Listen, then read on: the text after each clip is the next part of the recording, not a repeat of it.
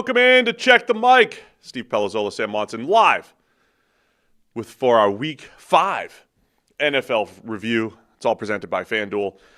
Coming at you from the Antonio Cromartie studio, in part with Huggies. Yeah. Big one.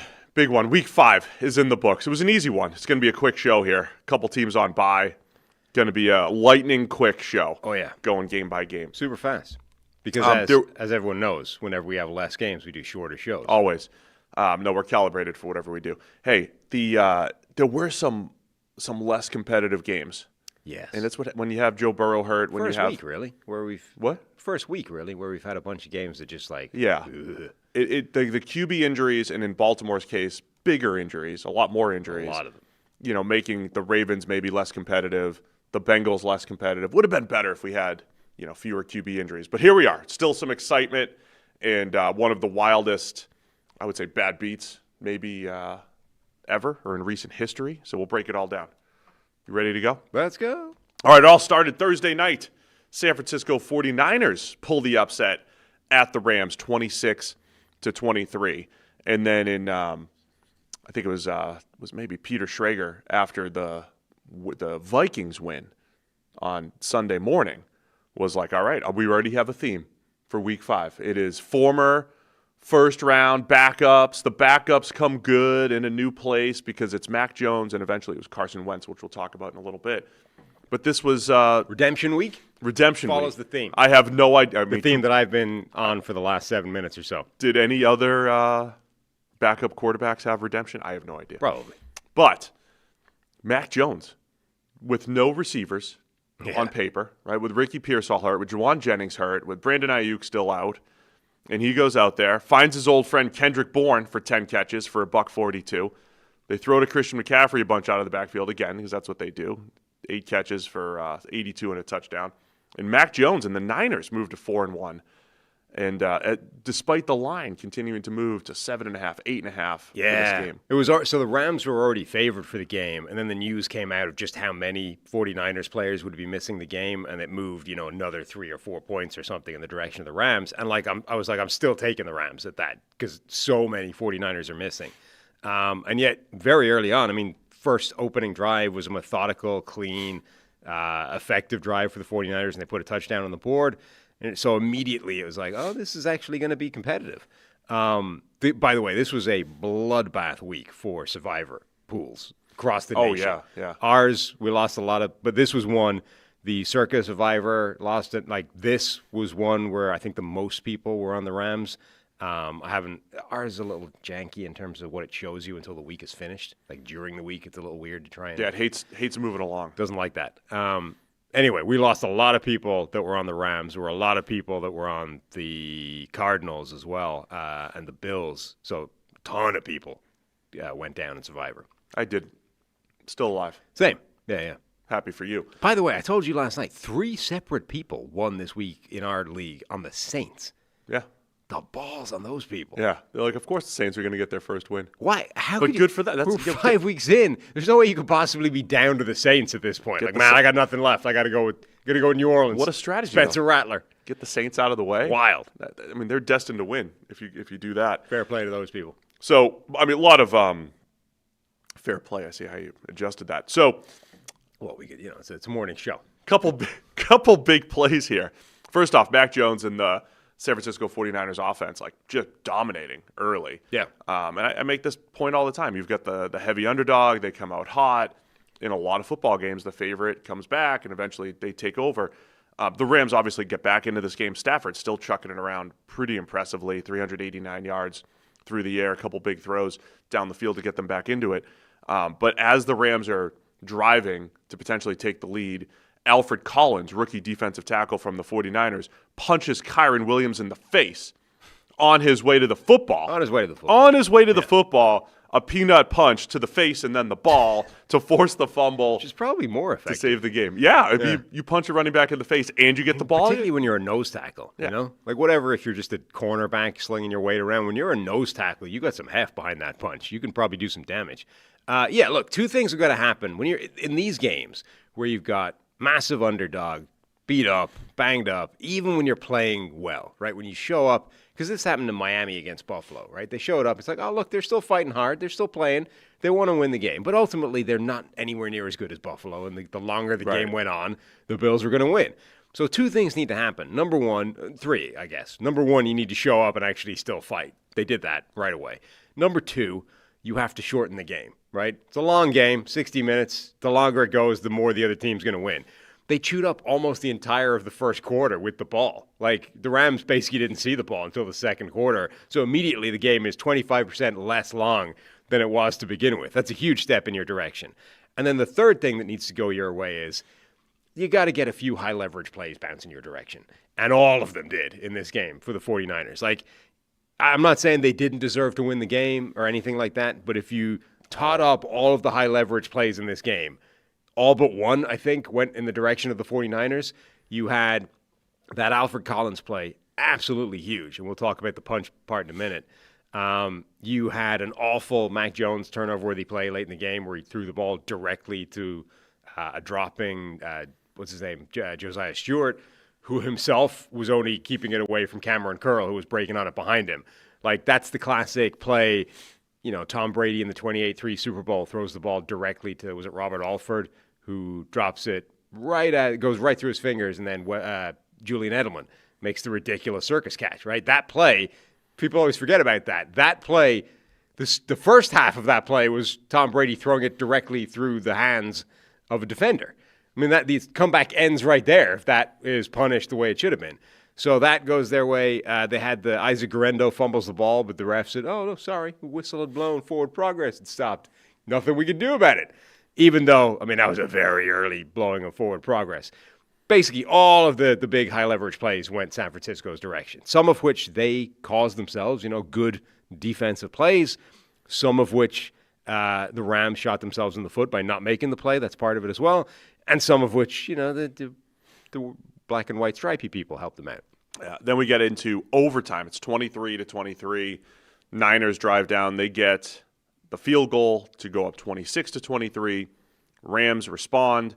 They're driving down. They have a 4th and 1, and they go for it. So 4th and 1, about 3-something left in this game. We're 4 days removed from seeing a 40-40 tie. Yep. The world doesn't want to see another tie. Neither does Sean McVay. God, no. And so remember, in overtime, if they go for it and get it, they have a chance to win, obviously. If they kick the field goal, they're going to give the Niners about 3 minutes to go down with sudden death. There's a chance you don't see the ball again. So they go for it on 4th and 1. I think it's the right move, especially to maximize win probability. Yeah. Maybe, there's a difference between you're increasing your loss probability as well because if you don't get it, it's over. But I've been using the word loss probability a lot. I've noticed, yeah. Yeah, loss probability. It's the opposite of win probability. So Niners, they stuff them. And I think Sean McVay after was saying, hey, it's a bad call. Not so much the go for it, but I just ran it right up the gut. No trickeration, nothing. And get stuffed. They did. They got stuffed. Yeah, I mean, that's a good example where, look, maybe Sean McVay's right and the play call wasn't great, but that's a play where the 49ers just made the play on defense. They made the stop. They deserve the win, but these are the things that have to go your way in order for that kind of result to happen. Like they got all the high leverage plays in the game, bar one maybe. So high level here, Niners moved to 4-1, first place now in the NFC West. It shouldn't be a massive surprise because, look, 2 years ago, when they weren't completely decimated, they were in the Super Bowl and a Super Bowl caliber team for multiple years in a row now. Last year, but last year at this time, we expected them to be a very good team, and all of those breaks that we're talking about, missed field goals and tipped pass interceptions at the end of games against Arizona, all of those things were going against them, and then they got wrecked from injuries. The Niners surviving all these injuries, getting here at 4-1, they're 3-0 with Mac Jones as the starter. Yes. And only 1-1 with Brock Purdy, if you want to get into QB controversy land. Which some people do. Really impressive job by the Niners, and it's not like everybody's going to come back. But they are going to. Most of them, though. They should be healthier in the coming weeks here in San Francisco. That's the only surprise, is that they're doing this with almost everybody hurt. Like, their injury list is brutal. Not quite as bad, I would argue, as Baltimore's, but pretty bad. I mean, just in terms of targets, Kendrick Bourne, had led the team in targets and receptions. But next up was Jake Tonjes, the guy who, like, most people hadn't heard of until he caught the touchdown a couple of weeks ago from Brock Purdy. It was like, oh, who the hell is that guy that Brock Purdy just found in the end zone for this game-winning play? Well, he's now he gets 11 targets a game because there's nobody else left upstanding. Christian McCaffrey was third in terms of targets. He's a running back, albeit a running back that I think could actually moonlight at wide receiver, which is maybe one of one in the NFL. People say that all the time, but he might be the one guy that could actually achieve that. Demarcus Robinson. Like, they basically played with the Chiefs receiving core that wasn't good enough from Patrick Mahomes and Jake Tonjes and Christian McCaffrey. I mean, they did play with a Super Bowl winning Chiefs receiving core in Kendrick Bourne, just to add that. But I mean, the point is they're getting these wins with a team that doesn't look like it should be able to do that, given that it's basically a team of backups at this point. Yeah. And then, yes, you come out of this game, and obviously the narrative is, man, if Kyle Shanahan had just drafted Mac Jones like he wanted to all along, think how history would be different. He'd be sitting there with multiple championships, a couple of Lombardi trophies under each arm. I saw you unable to bite your tongue on the Ryan Clark suggestion that this would have been that Mac Jones would have won a Super Bowl a couple years ago. I mean, look, if it was an honest, this is the thing that annoys me, is that it's not good faith argument. If it is, it's dumb, right? I'm going to give Ryan Clark enough credit to say that he's not an idiot, and therefore it's bad faith argument, right? So this is the thing. This is what's annoying about it, is it's either incredibly stupid or bad faith arguing, right? If it's incredibly stupid, like, how have you been doing this job long enough that one game is enough for you to go, you know what, everything I thought in the last couple of years, let's just rewrite it, right? I've never seen a guy play well before and then not play well in a few weeks' time. That would be crazy. What kind of turnaround of witchcraft would that be? That's nuts. Mac Jones must therefore be amazing because I've just seen him beat the Rams, right? You can't be that dumb. You cannot be that stupid to be in that job and think that, right? Nobody can have that kind of goldfish-like memory that every week you're just surprised by what you've just seen and then well, it couldn't possibly reverse itself. Rethink everything. Therefore, it must be bad faith argument. You must be looking at this and going, oh, look, Mac Jones just cooked. If I put out a tweet now saying, man, think what the world would be like if they just drafted Mac, that's going to do numbers. I'm going, let's go. And then that's also shouty show fodder for tomorrow. I'm nailing two birds with one stone, right? Yeah. So he just tweets out, it's if Mac Jones had been drafted where they wanted him, he'd be Kyle Shanahan, the Super Bowl drought would be over, all would be right with the world. You think Mac Jones would have overthrown that open receiver in the end zone? Well, evidently not. That Brock Purdy did? Based off that game, not. Of course not. He had 100 passer rating and all was good. I just had to get you riled up here after the first game. That just frustrates me. It really does. It's come on. We've all been doing this long enough. It's and so I was like, it's one game. What are we doing here? People are like, sir, he's 3-0. That's 3 games. You got some responses? Oh, yeah. A lot of them. You think, it's not just one Thursday night game. No, he's 3-0. The Belichick legacy continues to take a big hit. You've got Mac Jones at 3-0 in San Francisco, and his team has been outscored by about 90 points in 3 Power 4 games at North Carolina. The Belichick story is getting pretty hilarious. The Brady Belichick legacy story is just going in different directions as Tom sits there in the booth. It's like, maybe he's better than the GOAT. There is going to be an amazing book written about that in the future sometime, Just, not even the legacy stuff, who deserves no, just credit. What's going on. Just what the hell happened in the last years of Belichick's legacy. Jordan wanted to go to grad himself school. Up with a 24-year-old grad student who he met on a plane, and then the world spiraled out of control. We're not talking about that. We just did. All right, let's go to Sunday morning. London. This is how the short weeks never go short. That's why. I used the Jordan's line. We're not talking about that. We're not talking about that. We moved from Dublin to London. At least the Vikings did. They did. They get the win here. They can't win in Ireland, but they can win. They sent in Dublin. Apparently. London. You can't help yourself. It's just a couple 6-letter words that are disgusting colonialism in action. It's just 6-letter words. I confuse them all the time. They said on the broadcast that apparently in prep for this, this idea that the Vikings were going to spend the back-to-back weeks across the pond, as you would say, yes, and not come home. They sent 37,000 pounds of equipment to Dublin in July. In July? July. You got to get it used to That brings so many questions up.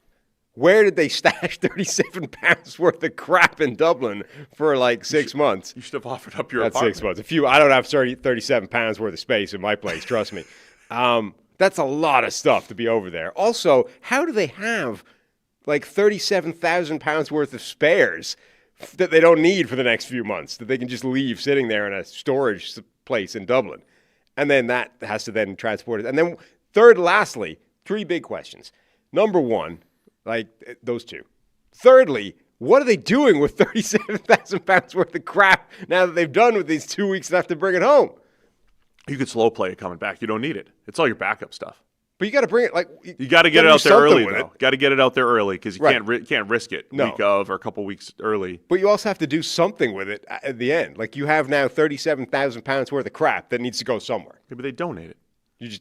It's off to Africa. Donate it, buy it somewhere. Maybe the NFL loses money with these overseas games. Mm-hmm. Anyway, the Vikings won 21-17. People like to tune in to us for some reason, but supposedly because we bring in the high-level analysis. The insight. And you are 37,000 pounds worth You're bringing it so far today. You are bringing it today. Into the weeds. Vikings 21-17. Game-winning touchdown. Carson Wentz to Jordan Addison. Addison, who was benched in the first quarter, but he gets the game-winning touchdown here. Heartbreaker for the Browns, and feels like a game. Hey, if the Vikings are going to save their season, they really needed to pull this one off as they moved to 3-2. Yeah, they did, and it didn't look like it was going to go their way for most of the game, I would say. It's funny. Almost everything interesting I found from this game has nothing to do with what was happening on the field. Surprising. Few things. I mean, look, they had a graphic, I think, that nobody has gotten more snaps out of their rookies than the Browns this year, and that's only going to increase with Dylan Gabriel coming in a quarterback, potentially Shooter Sanders down the line. But Dylan Gabriel's debut, he looked pretty good against the Brian Flores Minnesota defense, which, it does have some weaknesses. It's not like this is an impenetrable, unstoppable force of a defense. Like, you can run on this defense. I think we've seen that a couple of times now with Atlanta, with Quinshon Judkins in this game. For a defense that plays the way they do, I'm surprised how often they are gap unsound in the run game. Like how often guys are just not in the gap, right? And when you're not, I mean, that's a big play instantly. Now, at least on one occasion in this game, it was because it was a holding call dragging a guy out of a gap. But, you think the way they play defense, sort of swarming the line, throwing people at the line of scrimmage, et cetera, bodies for the pass game, I mean, as long as everyone's in a gap, you're technically sound against the run as well, and yet that doesn't happen a lot of times. Well, the Vikings, the last couple of years, have had a very good run defense. Sure. And, we talked about this in the offseason. Then they opt in to 2 defensive tackles in free agency who haven't been great against the run. They've been more, pass rushers, penetrator types, and Jonathan Allen and Javon Hargrave. Then they trade one of their more dependable run stoppers in Harrison Phillips. Right. They're going to replace him with Jalen Redmond, Levi Drake Rodriguez. So there's some questions at defensive tackle but the logic as far as the run game goes. Yeah, the logic was as long as each one of these guys is simply playing a gap, then we're fine, right? We don't need a 2-gapping, run-stuffing specialist. We just need everybody to be in their gap at the right time. Most teams do that, but It's like you still need people. You need block destroyers. But what I'm saying is it's amazing how often the guy simply isn't in this gap.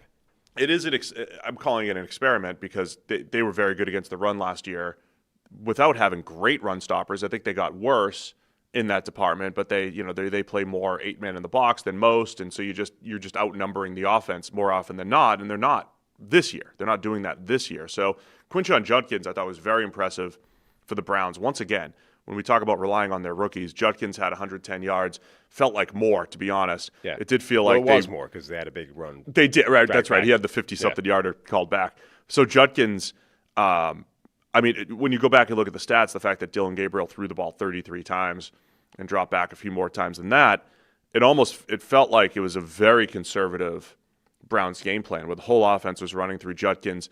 They didn't ask a ton of Gabriel, a lot of screens and short stuff, and you did make some nice throws when needed. But I thought they managed it well, other than, hey, you got to put more points on the board because as great as this is the problem with trusting your defense. Hey, we trust our defense. Well, they could give up big drives too, right? They could give up a game-winning drive, even as great as the Browns' defense has been. this year, and I think that's what did them in. Like, you're only ever a play away from a 7-point swing. Like, as much as you want to trust your defense, and 90% of the snaps they may do a great job, it takes one mistake for that to immediately be erased with 7 points on the board. Like, it's really hard to trust your defense is going to be perfect in today's NFL because it rarely is. So anyway, from a Cleveland perspective, we said this last week. Impressed with all the rookies, right? Custom Schwessinger, the second-round linebacker. But offensively, Judkins now being the bell cow running back. Love the way he finishes runs. Like, when you give it to him in and around the goal line, 4th and 1, he finishes extremely well. He's creating some big plays in there as well. I thought Gabriel looked solid in his debut. Isaiah Bond back in there, as a UDFA rookie. So that's encouraging. But, if you're trying to get the season back on track, if you're Cleveland, that's a missed opportunity here with the late loss. It is, but minimum you would say, look, it's going to be a different style of offense, but we're not downgrading going from Flacco to Dylan Gabriel. I mean, he looked like he could run this offense. He had a nice connection with David Njoku. That's a big thing. You would say Njoku might be their best receiving option within the offense. So to have him immediately on the same page, they had a bunch of really nice connections, 2 or 3 that were very good in this game. The first drive was like Dylan Gabriel, Harold Fannin connecting as well. That was encouraging. And, there were some plays that he would want back, but everybody has that. Like, this was a pretty good debut for a rookie, again, given the opposition. Like, I'm not, as much as there are some weaknesses being exposed within this Flores defense, it's still a nasty defense to first start against. Yeah, absolutely. And then for the Vikings, again, for a team that has high expectations this year, coming off of a tough loss in Dublin last week, to come good in London this week. And Carson Wentz only sacked 3 times this week against that fierce defensive front. There's a couple Malik Collins, again, just looks unblockable this year. You still have Myles Garrett and all the attention that he's getting, opening things up. Alex Wright, Das Wunderkind, with a great game, Alex Wright, for the Browns. But Carson Wentz did a better job getting rid of the ball. He got the ball down the field to Jordan Jefferson for a couple big plays, and then leads that game-winning drive and the game winner to Addison to get the Vikings to 3-2. Yeah. They had the Carson Wentz experience, which was, I think, fairly much standard. There was one play where he took off scrambling on 3rd down, got himself whacked by like 2 linebackers, smushed, and then immediately is in the blue tent, getting the shoulder looked at. And you're like, what's the point in being 6'5", 235 if like the second you're hit, you're in the tent? Like, it must be so, even just for him, it must be so annoying to be that big and strong. And like any slight contact, you're like, well, that's the blue tent again. We're going to see if I can make it through this game. That's like, as much as we talk about, it's because you can't take the hits, man. Yeah, you can't take those extra hits. But then there's no point in being that big and strong. Like, Josh Allen, part of the point of being Josh Allen is that you are bigger and stronger than almost anybody else on the field. So what should he do?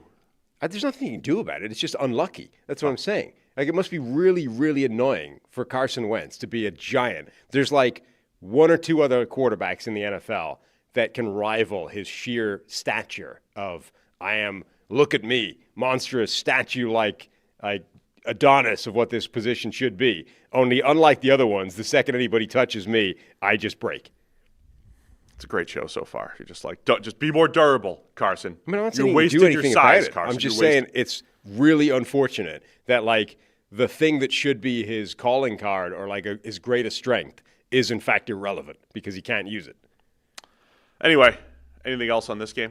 Yeah, so you had the benching of Jordan Addison so obviously he's only just back from being suspended. And then I don't want to get the rumors are awash. Kevin O'Connell, I think, said he missed some team walkthrough or something, and they're going to keep the details in-house. We had a rare... He's got jet lag, man. It's been a rough couple weeks. There's a tweet out there where somebody said Jordan Addison is simply missing in London right now. He's at the Big Ben clock. Right. No details, but like he's AWOL. Anyway, I have no idea how true that is, but according to Kevin O'Connell, is it easy to get lost in London? And they're keeping that's the discipline, right? We had a rare opportunity, though, for the sideline coach interview to actually be useful and say, hey, one of your starting wide receivers has yet to enter the game. He's sitting on the sideline just watching. Any insight on that, Kevin? Kevin, any reason for that whatsoever? And instead, they're like, Kevin, tell us about that cool Cam Akers play we just saw. Everyone just saw it right there. We don't really need any, but tell us about it. What is the point in a sideline coaching interview if the one time there's something we actually want to know, you don't even ask the question? Now, people are like, well, of course he would have just dead batted the question. Yeah, but it's still your job to ask. Like, you're a journalist, and literally the most pressing story right now is... Well, you're not going to get any better information asking about a random play either. Well, people are like, well, look at that nugget. Kevin O'Connell talked about scouting Cam Akers way back in the day. Anyway, that's like a dereliction of duty. Like, your only possible purpose is you're a journalist. Find out why Jordan Addison is not playing football right now. And instead, they're just like, hey, what about that Cam Akers play, Kevin? That was pretty special. Cancel all of the egregious coaching interviews. Cancel all of them. The other thing we need to talk... Yes, I agree. Where are the games next week? The other thing we need to talk about, two sides of the same coin, I guess. Myles Garrett and the Browns did the thing that you were asking them not to do in the lead up to this game, which is, why would you spend all of your time going up against Christian Darrisaw, who's very good, when the opposite side of the equation is a third-string offensive lineman who wasn't very good at the left side? And there was a point where Minnesota was down to, so Justin School started at right tackle. Yes. He's not great in pass protection. Then there was a point where Darrisaw was on his pitch count. He comes out. So that's the other side of the coin we need to get to. Then School moves to left tackle. Walter Rouse comes in at right tackle. But early in the game when Darrisaw's in there, I see both. I see both things. Like, defense isn't as simple as Myles. Just always line up at against the right tackle. But when Garrett's getting extra chip help and where he is, I don't know if Kansas City actually does this. Like, they break the huddle and Chris Jones is like, I'll take right tackle. Like, I don't think it's the way it's conveyed. But I would flip Myles. I would just be like, look, yes, I'm going to make you change your protection. I don't want you to know where I'm going to be. It's not like Garrett has never rushed from the other side. Well, so it's not like flipping like TJ Watt and like the structure of the Steelers' odd defense has TJ Watt on that side. It's been like that for decades in Pittsburgh. That's how they run their defense. Myles Garrett can flip sides. Yes. He can go rush over the A gap. I would just move him and just be like, here, Justin School. Like, send 3 people over here to block me on a play. Garrett was asked about it during the week and said something like, look, he prefers to test himself against the best offensive linemen, and that frees up everybody else to go up against weaker linemen and, really eat, right? And, okay, number one, I think that's a noble enough viewpoint from his perspective. I applaud that. Number two, I can also see the logic in being like, okay, now Alex Wright, it's your time to go and cook against Justin School. And if you can't do that, what are you even doing here? However, so I'm kind of okay with the idea of, all right, let's give that a shot as the initial salvo, right? Let's see how that works. At halftime in this game, Christian Darrisaw had basically locked down Myles Garrett. And you're like, all right, now change it, right? However noble or sound as a game plan that was to begin with, Darrisaw is beating you one-on-one currently, and the other guys are not eating.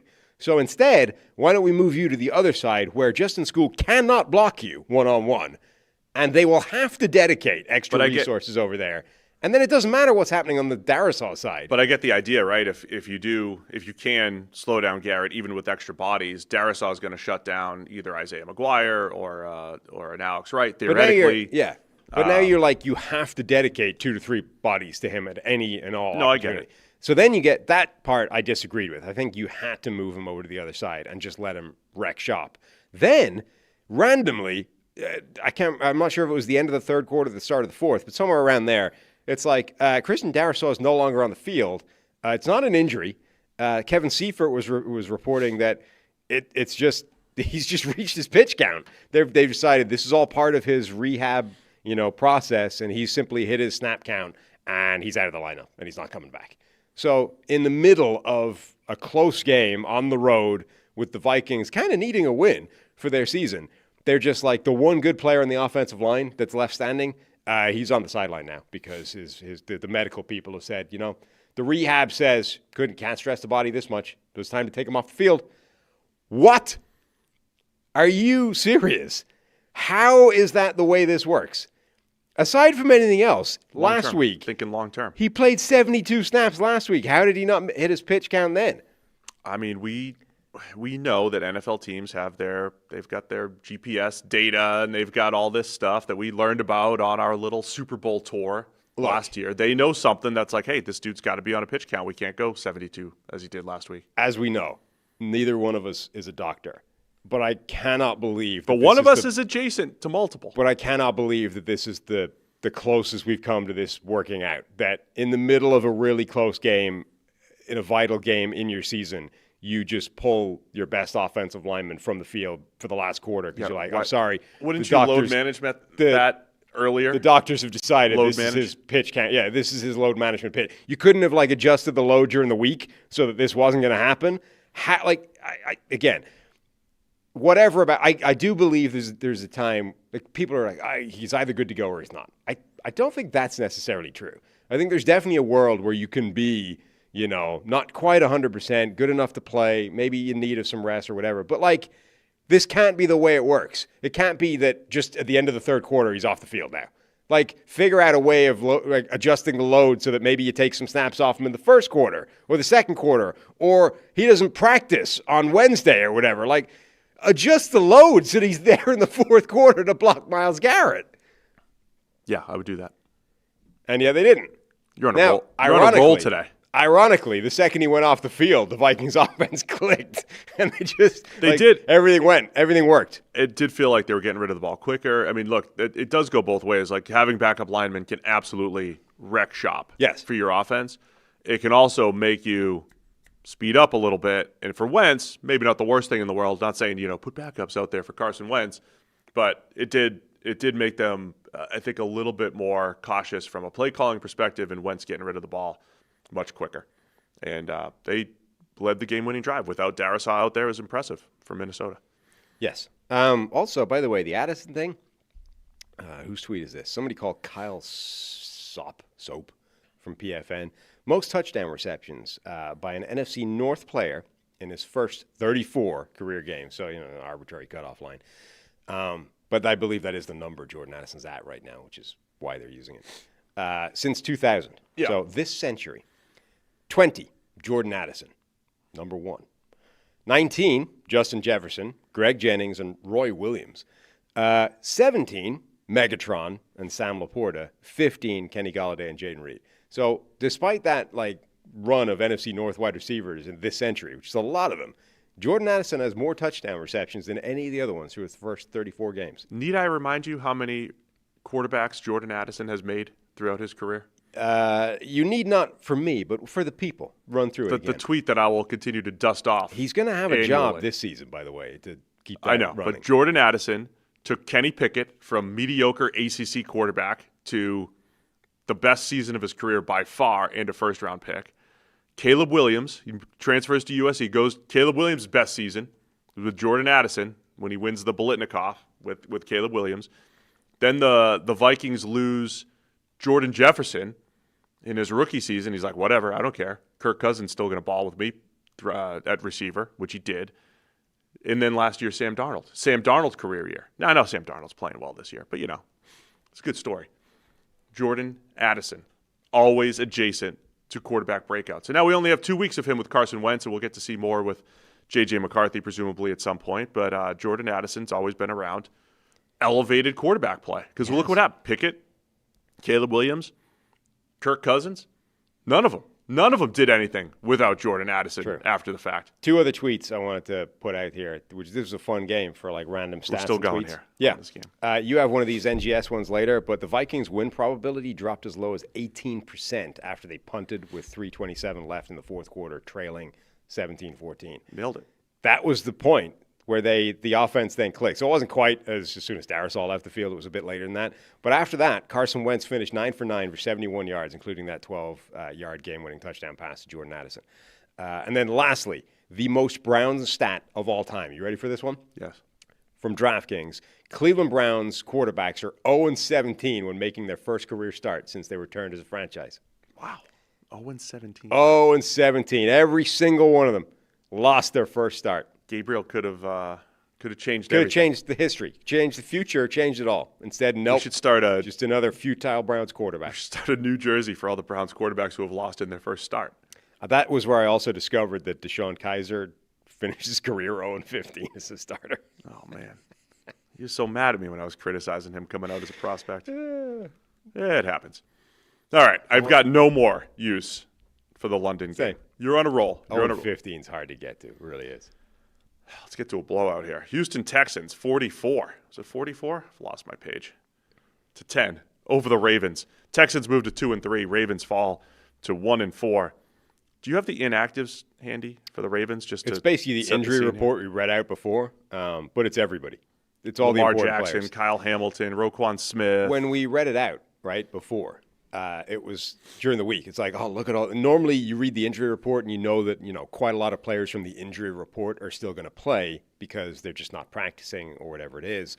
But in this, almost everybody from the injury report didn't play. They lost everybody. So they were already down Matabike, their best defensive tackle pass rusher.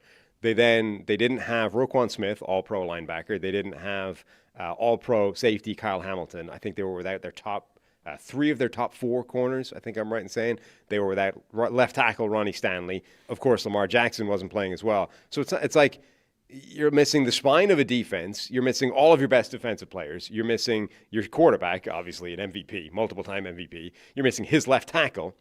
So the backup is dealing with a problem on the offensive line as well. Like, almost all of their most important players were not playing in this game. So all that said, the Houston Texans, who had scored 64 points over the first 4 games, that's 16 per game, 64 points in 4 games, dropped 44 on the Ravens, who have now given up 35 per game, by far the worst in the NFL right now. C.J. Stroud. So, again, it's a difficult game where you have to at least understand the proper context, and I think even the most diehard Texans fan will understand they had an advantage here. Yes. Now, it wasn't as extreme as, say, like Rams 49ers, but it was more extreme, I would say, than Rams 49ers, and the Niners were able to overcome. So you still have to take care of business, and the Texans did that. Stroud, go ahead. Scott Hansen from Red Zone had a stat about it that the Ravens were missing $160 million worth of salary cap players in this game through injury. I mean, that's pretty significant. It is. It's very significant. So Texans still had to take care of business, and they did. 23 of 27 for Stroud, 244, 4 touchdowns. Finds Xavier Hutchinson for 2 touchdowns. Jalen Noel got into the action late. Then did the Ray Lewis dance. Then was it Jair? Got very upset with that. Yeah. Nick Chubb with a big 27-yard touchdown in there. Stroud had a nice 30-yard scramble to set things up as well. So, look, it was very efficient. Stroud. Yeah, very efficient Houston offense. They didn't have to punt until like midway through the fourth quarter. They just scored everything. Felt like that. Yeah. Then when you've got Cooper Rush, there was only so much that he could do. Funky interception. Jalen Petrie jumps a route for an interception. There was another interception later where the ball just bounced up a couple times, and Houston picked it off. So it's a good Houston defense against a beat-up Ravens team, and they did what they should have done. Yeah, so it's unfortunate because you have to acknowledge that, look, Baltimore's defense has been struggling badly all season. So it's not like you can just say, well, it's only the fact that they're injured. They've been terrible this year, even with everybody healthy. So there's definitely a problem in this Baltimore defense. However, they were missing so many players and all of the important players on that side of the ball that I don't know that there's any other way this game would have gone, right? Like, okay, you can look at the 49ers game and say, yeah, sometimes backups can play well. You look at preseason, though, and you say most of the time it doesn't. Most of the time the second string unit is on the field, it's only going one way. It's like an instant score for the first team unit. It's easy. The gap in quality between like a first-string unit and a second-string unit in today's NFL is vast. So whether it's defense or whether it's the offensive line, like the second you're that deep into the bench, it's only going one way. And so I think that's basically the way. And for Houston as well, as much as they've been struggling on offense, it's through one glaring Achilles heel. Like if you negate that as an advantage, like Houston's offensive line is terrible. If you can't get pressure, well, then they've no problem. Now you're dealing with C.J. Stroud, who's a really good quarterback, despite the offensive line in front of him, and a group of receivers that can cook, and a running back. Like Nick Chubb is a really good running back, albeit not quite what he used to be. All that can do damage if the offensive line is not undermining the whole thing all the way through the game. And that's what happens. Like, you go to Baltimore with their backup defense, simply could not dominate against that offensive line. And so suddenly, of course, they're going to get wrecked by the Houston offense. And as you said, the Baltimore defense has been bad pretty much every game. The Buffalo comeback in week 1, Detroit crushed them in week 3, and then Kansas City last week. It honestly had me rethinking. We'll see what Kansas City is going to play tonight against Jacksonville. Had me rethinking my Kansas City takes. I'm like, oh yeah, Chiefs are back. They look great. But we asked that question coming out of that game. Like, was that the Chiefs being back? We did, or and then did they simply play the Ravens? Then you have one more week of a little bit of evidence, even though, there's no Kyle Hamilton, and they're a little bit more banged up than they were defensively against the Chiefs. And then it's like, all right, the team that was scoring 64 points drops 44, a couple short fields, of course. Are the Ravens now just the get-right spot for every single offense, Kansas City included? We'll learn a little bit more tonight in the Chiefs-Jags game. Yeah. I mean, the bigger thing for Baltimore is, they're in real trouble now. Like, they're 1-4. We've talked about how brutal their schedule is. At some point, you would assume they will be better when they get everybody healthy, but they're running out of wiggle room for that to happen. Like, the 49ers have been winning these games with everybody hurt, and so that buys them an incredible amount of margin for error. The Ravens have been losing these games, and are getting more injured. You have no more margin for error, and your team was playing terribly even before everybody got hurt. So we'll talk from a Ravens perspective. They're 1-4 now. Lamar Jackson's probably going to miss one more game, and then they have a bye. So they have the Rams next week. You could be sitting here at 1-5. Yeah, it's not insurmountable, as in like it's not impossible, but you are running up against like what the Bengals ran into last year, where Cincinnati, were they 1-5? Like, they were in such a deep hole, and then it was like, all right, now you have to win 8 out of 9. Yeah. And have 6 other teams fall in front of you. And it almost all happened for Cincinnati. But that's what Baltimore, if they're going to get back on track at all, first off, they have to fix the defense. They got to get healthy. And then they have to have a million things go their way just to sneak into the playoffs. And then we could be talking here in December, man, you don't want Baltimore to sneak into the playoffs. You don't want them to be the team that you're playing at 9, as a 9-8 team. But, we're still weeks away from even having that discussion. Agreed. I think their season is probably done at this point, albeit they can make it interesting for a while. I will say that there are some players that were left standing and theoretically healthy in this game on defense who need to answer some questions about how ineffective they were, particularly on that defensive line. Like Kyle Van Noy. Remember that he was on that graphic for like sack leaders last season, and it was like, that's a name that doesn't feel like it belongs there, even though he was, I think, 3rd or 4th or something in sacks last season. Well, Kyle Van Noy did not dominate against these guys. Former top draft pick Odafe Owe did nothing against a rookie offensive tackle in Ronte Ursery, who's kind of been a turnstile this season. David Ojabo, another former high draft pick. Like, they have bodies up front that were there and healthy, and those guys did nothing against this terrible offensive line. That's a huge indictment of this defensive front. Whatever about, sure, you're missing Madubuike and Roquan and Kyle Hamilton and all these really important players. Yeah, but none of you guys could beat Ronte Ursery at any point? No? Nothing? No? Yeah, no signs of life on that side of the ball. By the way, did we say Jordan Jefferson at some point? Did I say Jordan Jefferson earlier? I don't know. Someone's questioning whether or not we've done that. There are times I know it's Justin. When we're talking a lot. I think I don't know if this is an age thing, whether we've just reached this point where the synapses aren't firing as well as they need to, where your brain apparently just says things that it forgot to relay to you internally that's what it was saying. I apparently said that Billy Bowman played for the 49ers the other day when we were running through rookies. There's a good chance. That didn't register in my brain. So now I was I'm wondering 100% convinced I was saying he was an Atlanta Falcon. But people in the comments were like, Billy Bowman, the 49ers? And then I just maybe I've been saying Jordan Jefferson forever, and you're just too nice to call me out on it. Or I just don't listen to you. Either is possible. It is possible. Maybe it's you saying Jordan. I know it's Justin, though. Maybe one of them. He's the receiver. Jordan's the guy that's bounced a former Jaguars pick, who's bouncing around the league right now at defensive tackle. From a Texans perspective, for our Texans fans out there, I use the phrase "take care of business" a lot, but I think it's an important one to just have some rhythm on offense, get Christian Kirk involved, get Nico Collins involved, get Jaden Higgins, Jalen Knoll.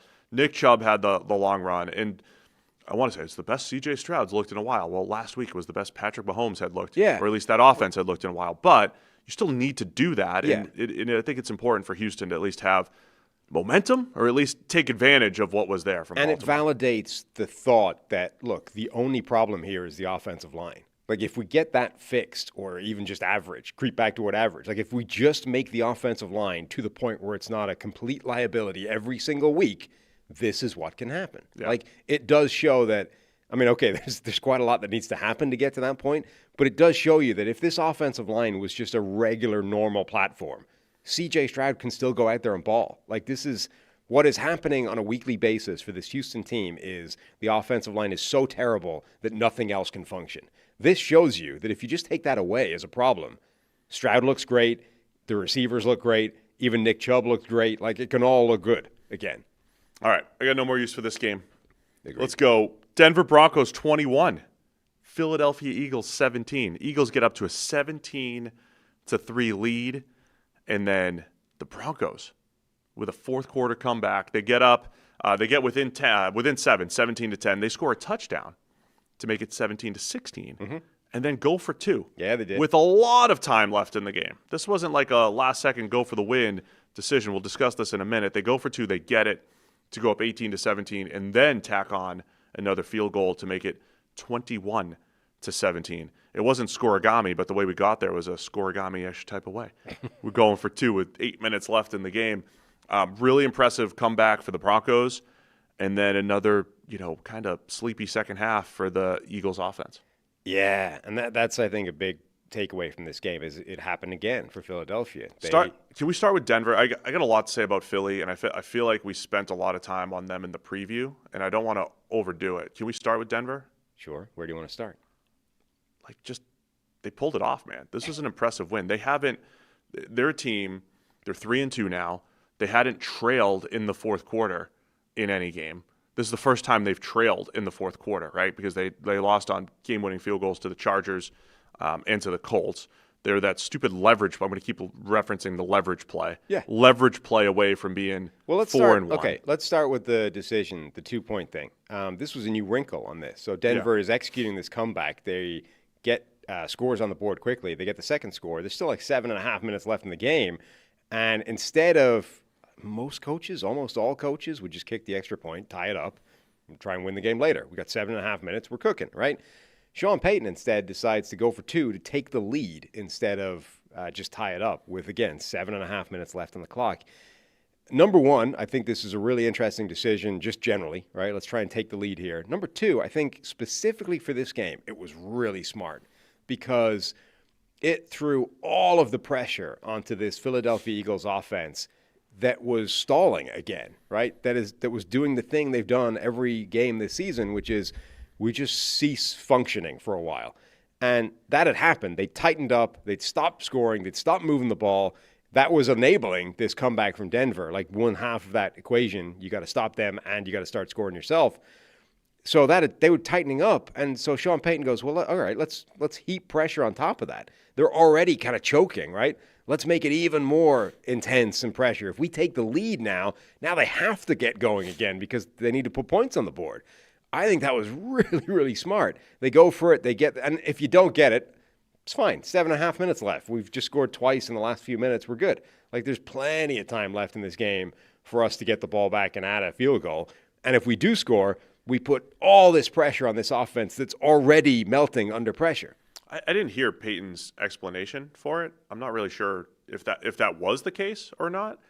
I mean, for me, we just had the discussion last week with Seth Walder where we talked about, okay, if you definitely the Seth Walder discussion from last Wednesday, which you should check out if you haven't yet, that's a traditional get-to-7 situation, right? And I just wonder if this was like it's a traditional put 7 on the board situation, and instead of putting 7, you go for 8, and it just changes the probabilities. Where if you get it, all of a sudden, okay, yeah, the Eagles have to score now, or else the game's over. So if you do, you put this out there, like if you do pitch a shutout for the rest of the game, you win. If you don't get it, like you said, like we'll get the ball back, and then in we talk about game-winning field goals as like this. These are kind of easy now, right? 50, you don't have to travel that far. You'd have to have a long drive to get into game-winning field goal range. I wonder if there's something there because I haven't dug into that mathematically. If that early in the game, just going for 2 makes sense, because if you get it, your win probability gets jacked up, and if you lose it, if you don't get it, all right, it's just not as even as the win probability added there. But worked great for Denver, and their defense did crack down the second half. Again, this is a Philly and a Denver thing. So credit to the Broncos before we talk about how bad the Eagles' offense is and what's going on there. The Eagles come out with the first second half drive. They get a 47. It was 10-3. They 47-yard touchdown to Saquon Barkley on his little wheel go route out of the backfield. So it becomes 17-3. After that point, the Eagles punt 4 straight times, and then have the final drive where they get stopped on the Hail Mary. And on those 4 drives that ended in punts, 54 total yards, moving backwards with a couple penalties and everything. 3 straight 3-and-outs. Yeah. So from an Eagles perspective, I want to break down, like, why is this thing disappearing? And then from a Broncos perspective, of course, they did a great job locking things down. We also got to see, by the way, plenty of Patrick Surtain against A.J. Brown. I think Surtain was very good overall. There was a 30-yard – if you're seeing – I haven't seen the coverage stats out there, if they are out there. There was like a 30-yard defensive pass interference in there on Surtain that never shows up in the stats from any provider. But I would say overall, Surtain, a couple pass breakups, looked really good in this game. Pass interference calls should show up in coverage stats. And we never did this when we were at PFF. We just had, catches and receptions, and, the social media teams at these various institutions don't seem to care about that level of context because it's not always readily available. But obviously it's a factor, right, if you're seeing those stats out there. So it was actually a good back and forth battle between A.J. Brown and Surtain. It was a good battle. It's also, I think, partly because sometimes those calls are bad. And it's like, no, they feels harsh to pin that on a guy's coverage stats. But anyway. It's happened a lot through the years where it's like, this guy held so-and-so to 1 catch. And it's like, well, he had 50 yards of penalties or something. Final 5 drives for the Eagles, 0 points, 2.7 yards per play. So, again, it did stall. The other thing, I wanted to talk a little bit about this. Remember we said in a show relatively recently, I forget exactly when, we're talking about how you shouldn't be. I don't think I'm starting to come around to the idea that instant replay should not be a slow motion thing unless it's like a black and white. Did the foot touch in bounds, right? Like we can slow that down to super slow mo, high def, 4K, zoom right in because it's just a simple black and white thing. Was the foot within the bounds, and on the floor? There are other things though where I think you fabricate different things just by slowing it down and zooming in and going super slow-mo. This had a perfect example of that. The Eagles at one point sent Cooper DeJean on the blitz, and he forces a fumble from Bo Nix. And it's like, well, it's a clear forced fumble, right? He's got him before the ball starts to be thrown, forced fumble, and then we slow it down, super slow-mo, and it's like, oh, no, look, there's a split second here. There's a frame of the there's a couple of frames where that elbow's starting to come forward. And if you look at the rules, it says if his arm's coming forward, that's an incomplete pass. But the thing is, that distinction was meant to stop plays where it's like your arm has gone from here all the way to here, and then somebody has hit the ball, like hit your arm there, and like most of the way through your throwing motion, it's hit the ball, your arm has been hit, the ball comes out, and it's like, well, that's clearly an incomplete pass, right? Yeah. This is one, though, where if you look at that full speed, it's clearly a fumble. He hits him basically at the same time. The arm is about to come forward. Like, it's a clear fumble. But then if you go super slow-mo, it's like, nah, look, we can find a couple of frames here where the arm has started to come forward biomechanically. So by the letter of the law, that's an incomplete pass. It's like that's one where you change what happens on the play by slowing it down. That, to me, feels like a bad use of instant replay. Like we are changing reality, effectively, by super slowing it down and saying, oh, no, if you go frame by frame, but it's like the classic definition of those sort of bang-bang plays, which I'm not generally a fan of. But this is so close, you actually change your interpretation of it by slowing it down. I think this is a fumble. I'm torn on it. I got to watch that replay again. But you have to watch it full speed and be like, you have to make the determination at full speed. You can't slow it down to super slow-mo. If he's getting into external rotation, I think that's what bugs me. Because it's like full speed, this is, to me, is a clear fumble. This was not what the arm coming forward thing was supposed to create. What's the arm coming forward? Because your arm externally rotates. Is the elbow? Is it the elbow coming forward? Right. Or is it the hand coming? Because after you externally rotate, like you pause a pitcher, we're like this. we're at like 180, and then it starts. But it's also it's like the intention of the rule, right? Or the elbow coming forward. It's like the intention of the rule. That the idea of like the ball control, like with the catch, right? Does he have control of the ball? That was designed to be like, if you're juggling the ball and you haven't actually caught it yet, that's not moving it within your hands. Right. Which it wasn't designed to be like, let's slow it down, let's go super slow mo in 4K, and if he moves the ball within his hand, how could he have control now? That's not control. So instantly, like completely clean plays, live, full speed. It's like, oh look, that's an incomplete pass. What? That's not we created that call by going to super slow mo 4K. That's what's happened here. You're on an incredible run of off-topic rants here today. Yes. And just because this one I don't know if we can keep it up. It's an incredible pace. We can. There's some blowouts here. We're 4 games in. We can get right through a few 3 incredible rants. Not much on the Texans-Ravens game, but you are on an incredible pace here. If you can keep it up, it could be one of your best shows of all time. There's a lot worse, depending on how we want to look at this. Right. There's a lot of dead rubber games. We can get through a lot. I'm just saying we need this was the perfect example of a play where I believe super slow-mo instant replay changed physics, like changed reality. While we're ranting about random things, and we might need to get Dean Blandino on the show for replay discussion, the peanut punch to the face discussion. Yes. Oh, we forgot to cover that in depth. Oh, yeah, we said we were going to talk about it more. I don't think, just as a quick aside, I don't think you should be allowed. Because that's an ejection if it happens like between the play. Yeah, I don't think you should be able to punch a player in the face. Agreed. Even if you get to the ball eventually. Well, you can't. That's the only situation where it's allowed, right? Like if you do that to the quarterback on your way to sacking him, it doesn't matter if you eventually sacked him. The fact that you punched him in the face on the way it turns it into roughing the passer. Got to find the one from a couple years ago, though. I think it was T.J. Watt on Justin Fields. It was definitely like T.J. Watt. A blow to the face. It's like, yeah, whatever. Yeah. Eventually got the ball. Right. It's the only situation, like the guy where you just decide to overlook. Of course he fumbled. He took a Tyson overhand right. where the officials just decide to overlook not just a blatant foul, but an ejectable offense because he got the ball and then, afterwards.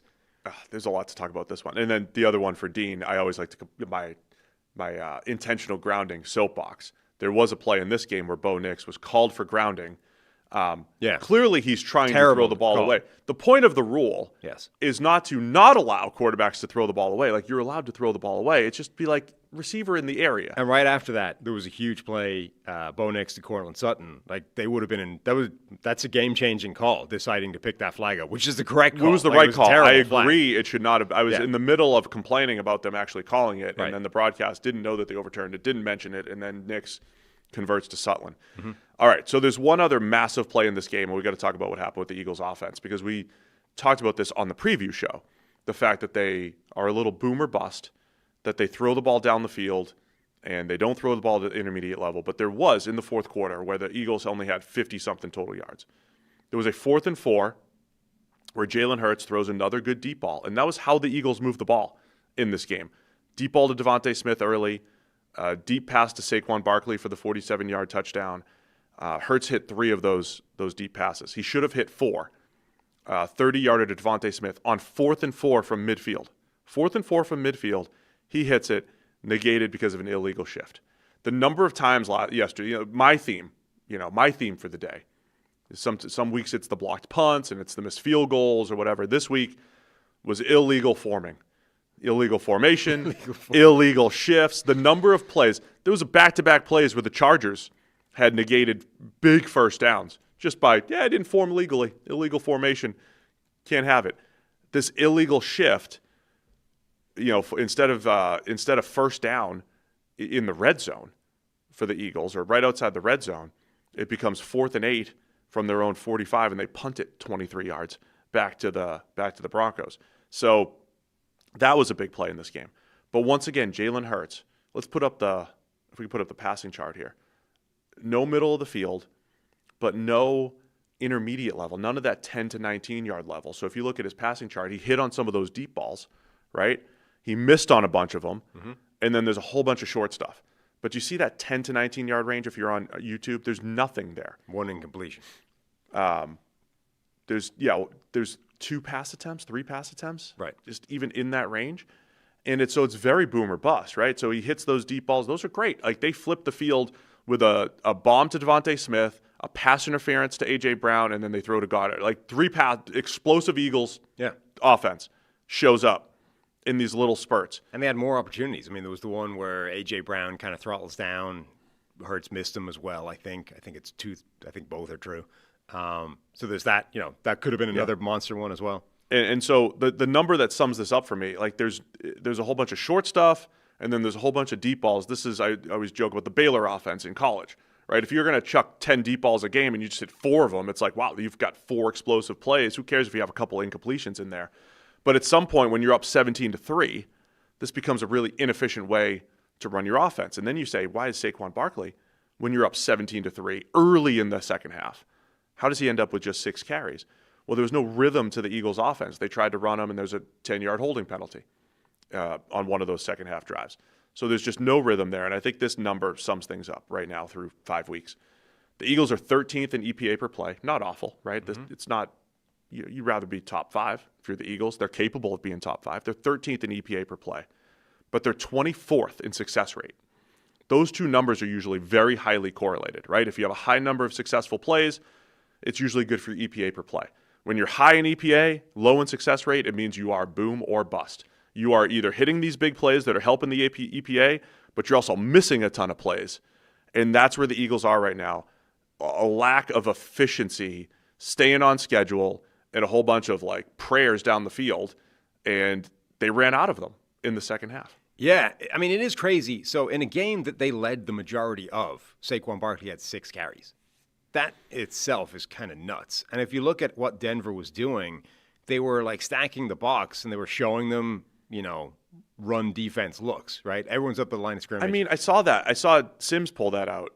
Did you see that from Sims? Like that wasn't really the case. They had looks. They could have run it. They could have run it. But why are we not? You've got Saquon Barkley plus Jalen Hurts. Like it's not just it's Saquon, and if we get a heavy box, it's problems. Like you also have Jalen Hurts. We can offset an extra man in the box just with numbers because Jalen Hurts is just as likely to carry the football as Saquon Barkley is. So cue the clock. Like just run it. And Denver's got a great pass rush.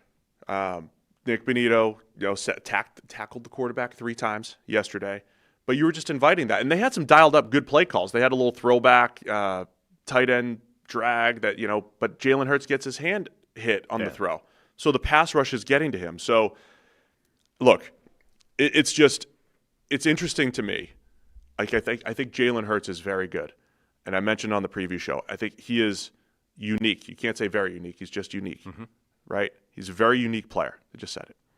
Because I think he's good overall. But stylistically, there's not many QBs like him. Plus, you've got the tush-push thing where anytime you get to 3rd and 1, you're going to convert. But it is interesting to me that there are like offenses over the last few years that Jalen Hurts has run across 3 different coordinators. We've said they go through these lulls. Why is that? Is it not his ability to attack the middle of the field? He's never been great at that. Is it the fact that he just likes these deep drops where he's trying to throw the ball outside the numbers and throw the ball downfield? And that leads to more boom or bust. But they need to figure it out. They need to figure out a short, intermediate pass game, and they have to get Saquon Barkley going. And then credit the Broncos for taking advantage and continuing to force those 3-and-outs and give their offense an opportunity because their offense didn't do a whole lot. The Eagles' defense was really cracking down until that second half. And a bunch of key completions, Bo Nix, Cortland Sutton, conversions, very important plays, and Nix made the plays when they needed it. It's also worth at least bringing up that end of game sequence where Denver's up 4 now. There's only a few seconds left. Dallas Goedert gets this 4th down. Dallas Goedert basically gets tackled to keep the drive alive. Defensive pass interference to get a new set of downs. They then heave it deep to Goedert again, and incomplete this time. If a flag had come out in that play, I don't think it would have been a bad call. I know. Like, he definitely had hold of shoulder pad and kind of yanked him at the time. Now, again, it's one that looks worse the more you slow it down, but I think it was fairly reasonable to say that that's defensive pass interference as well. They don't give it to them, so instead the Eagles have to settle for that kind of Hail Mary attempt into the end zone, which had a shot, but didn't end up being complete. But that, like, if they get that call, they're now set up, like, at the 4-yard line or whatever it was, and we might be talking about a different result. Okay, last thing, and I'll mention this with the Panthers game and everything. Super last thing. I'll mention it with the Panthers game. Okay. Which is coming up next. So last thing. The last thing was the last thing. It was the last thing. The difference in calls between the Broncos-Eagles game and the Dolphins-Panthers game. That's Panthers game. That's the thing I want to connect, and that is the next game that we're going to be talking about. But why don't you wait? Do you want to wait on the YouTube memberships? No, do it right now. Tell everybody about YouTube memberships. Yeah, well, obviously, subscribe to the channel, like, this is all free, do those things. It's the surest sign that, we're doing something good, and it's helpful. But if you want to help even more than that, we have memberships for YouTube. People are up and live and active right now. We've got a ton of members. You'll see them in the chat. The green names are different colored names. The first tier, we've got our super fan tier. You get yourself a merchandise discount. You get members-only streams and posts and all those kinds of things. The next tier is our insider tier, and this is where things start to get cool because you got your name on the wall of the studio. Over there in the corner, you'll see it at the end of all our videos as well, a little scroll of all the names, but your name, not in lights, but on the wall. And then you also get, merchandise discount, all those kinds of things as well. Some other perks in there as well. And then the billionaire tier, the Howard Hughes billionaire tier, of which there's only one right now. But what a one, because he has renamed the studio to the Antonio Cromartie Studio in part with Huggies. So we might need a new name. We might need someone else to come in and override it. If you are a Howard Hughes billionaire and you're like, you know what, I've got so much money and I just want to do ridiculous things just because it pleases me, you could rename our studio. There's also, other perks in there. There's a merchandise goodie bag, multiple goodie bags, in fact, because they won't put it into one package, on its way to Drew right now. But anyway, go check out the membership options. And then, of course, reminder, the FanDuel's getting you ready for the NFL season with an offer you won't want to miss.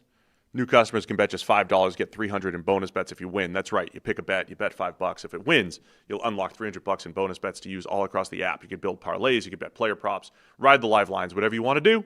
Whatever your style, FanDuel has you covered. The NFL season's here. The only question is, are you ready to play?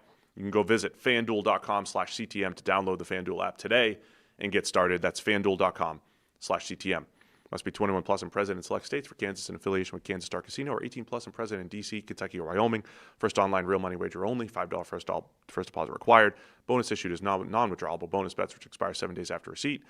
Restrictions apply. See terms at sportsbook.fanduel.com. Gambling problem? Call 1-800-GAMBLER or visit fanduel.com/RG. Call 1-888-789-7777 or visit ccpg.org/chat in Connecticut or visit mdgamblinghelp.org in Maryland. Hope is here. Visit gamblinghelplinema.org or call 800-327-5050 for 24/7 support in Massachusetts, or call 1-877-8-HOPE-NY or text HOPE-NY in New York. Now we get to, by the way, thanks, Will, for deleting the last part like I was going to read the prop bet from last week. Dolphins, Panthers. Ron Burgundy over there. I'll put it in front of me. I'll read it. Fully endorse it. Carolina Panthers 27, Miami Dolphins 24. Panthers move to 2-3 with the win here. Dolphins fall to 1-4. The Dolphins got up 17-0 early in this game. More Bryce Young turnovers. Like the story of the Panther season. I'm not saying they've been great, but bad fumble, bad interception, set up Miami. They took advantage. 17-0. Carolina kept fighting back into it. Eventually took a 20-17 lead. Miami comes back with a big long touchdown to Waddle to make it 24-20, but it's Bryce Young to Mitchell Evans for the game-winning 4-yard touchdown to give the Panthers the 27-24 victory. There were a couple of just comedy losing of the handle of the football fumbles this week from quarterbacks. Bryce Young had one in this game where Jackson Dart just dropping the ball. Yeah. Talk later. So Bryce Young's one was pretty special because I think this is the way this was recorded statistically. But Bryce Young, I forget what the actual play was, like a play action rollout or whatever, and he's just got unblocked Bradley Chubb right in his face, right? The second he looks up. And then he just sort of accidentally throws the football on the floor, like in the process of trying to throw a little juke or whatever on Bradley Chubb. Just whatever way he moved his arm, it just pitched the ball into the floor like a spike. And so Bradley Chubb, I think, ends up getting credited for a sack, forced fumble, and fumble recovery on that play. Yeah, and that was a huge play. Even though he was basically just standing there when Bryce Young threw the ball into the turf. So it looked like, Miami hasn't been good this year, but they're up 17-0. They're cooking early. Darren Waller's looking great, rejuvenated rapper with 3 touchdowns in 6 days. The NFL might have to start scouting rappers based off Darren Waller's production. Yeah, I mean, all rappers just step in and they look like big body mismatches. Waller looks good, by the way. I mean, just not just catching touchdowns, but he looks quick. He just looks a little different, even than he was for that minute toward the end of his career, first part of his career with the Giants. But he looks quick. Yeah, he's a mismatch. He looks really good. I mean, all joking aside, he could be a really important player for them because obviously, absent Tyreek Hill, the offense is going to need to change a bit.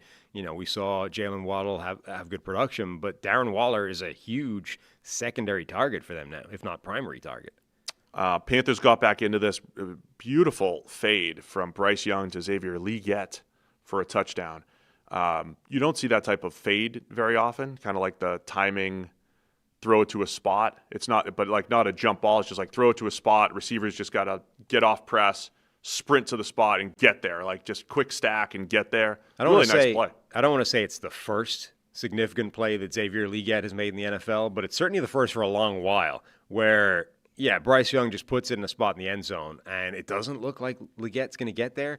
And then he does shed the cornerback and shows really strong hands to get. Like he caught the ball. There was still a lot of contact. Had to go through the floor. Strong hands, kept hold of it, and I mean that's an important sign of life from him. So I know it's 27-24 game. You're talking about a couple plays here and there that could go either way. So I don't want to make this overarching. Like everything the Dolphins did was bad. Everything the Panthers did was good. So 17-0, right at this point. Yeah. The Dolphins are down, or the Dolphins are up. The Panthers are down. There's a crazy 4th down play. Where obviously 4th down 17-0, you're kind of going for it in these situations. He's like Bryce Young's under pressure, somehow buys enough that looked a little bit like, some of the plays from Sunday Night Football between Josh Allen and Drake May, only minus like 100 pounds of quarterback, where he just about gets out of the trouble, finds Tetero McMillan late in the down, keeps the drive alive. I mean, that's a game-changing play right there. Absolutely. Huge play in this game. And then it's I want to talk about from my Miami perspective in a little bit, but Rico Dowdle, great game, Brandon. Goes off in this game. 23 carries for 206. From a Panthers perspective, I mean, just like the Ravens are a get right spot for opposing offenses, the Dolphins' run defense, it's a get right spot for opposing rushing offenses. Yeah. So Dowdle, really impressive. As soon as he got to the second level, it was like a comedy of missed tackles from Miami. So credit Dowdle, and Miami was awful, but a couple big runs in there for Dowdle. From Miami's perspective, though, what I wanted to highlight, it's run defense is this interesting thing. Like if you watch every play, or in sequence, it's like it's not that bad.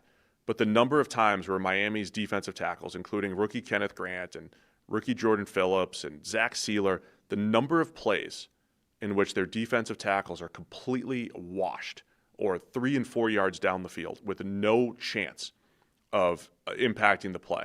Like they're getting the action dictated to them instead of doing anything to destroy blocks and create havoc in the middle of the field. The number of plays where their defensive tackles are just destroyed, it's too much. And it's like 3 or 4 times a game, but it's way more than most defensive tackles allow, right? Yeah. So you've got room to run, and then you get into the secondary, and Dolphins are running into each other, and you can't tackle Dowdle. So those are the huge plays that are allowed here. And on the other side, from a Miami perspective, just to put it out there, we talked about their guards and Jonah Savinier and how he struggled as a rookie second rounder that they traded up to get.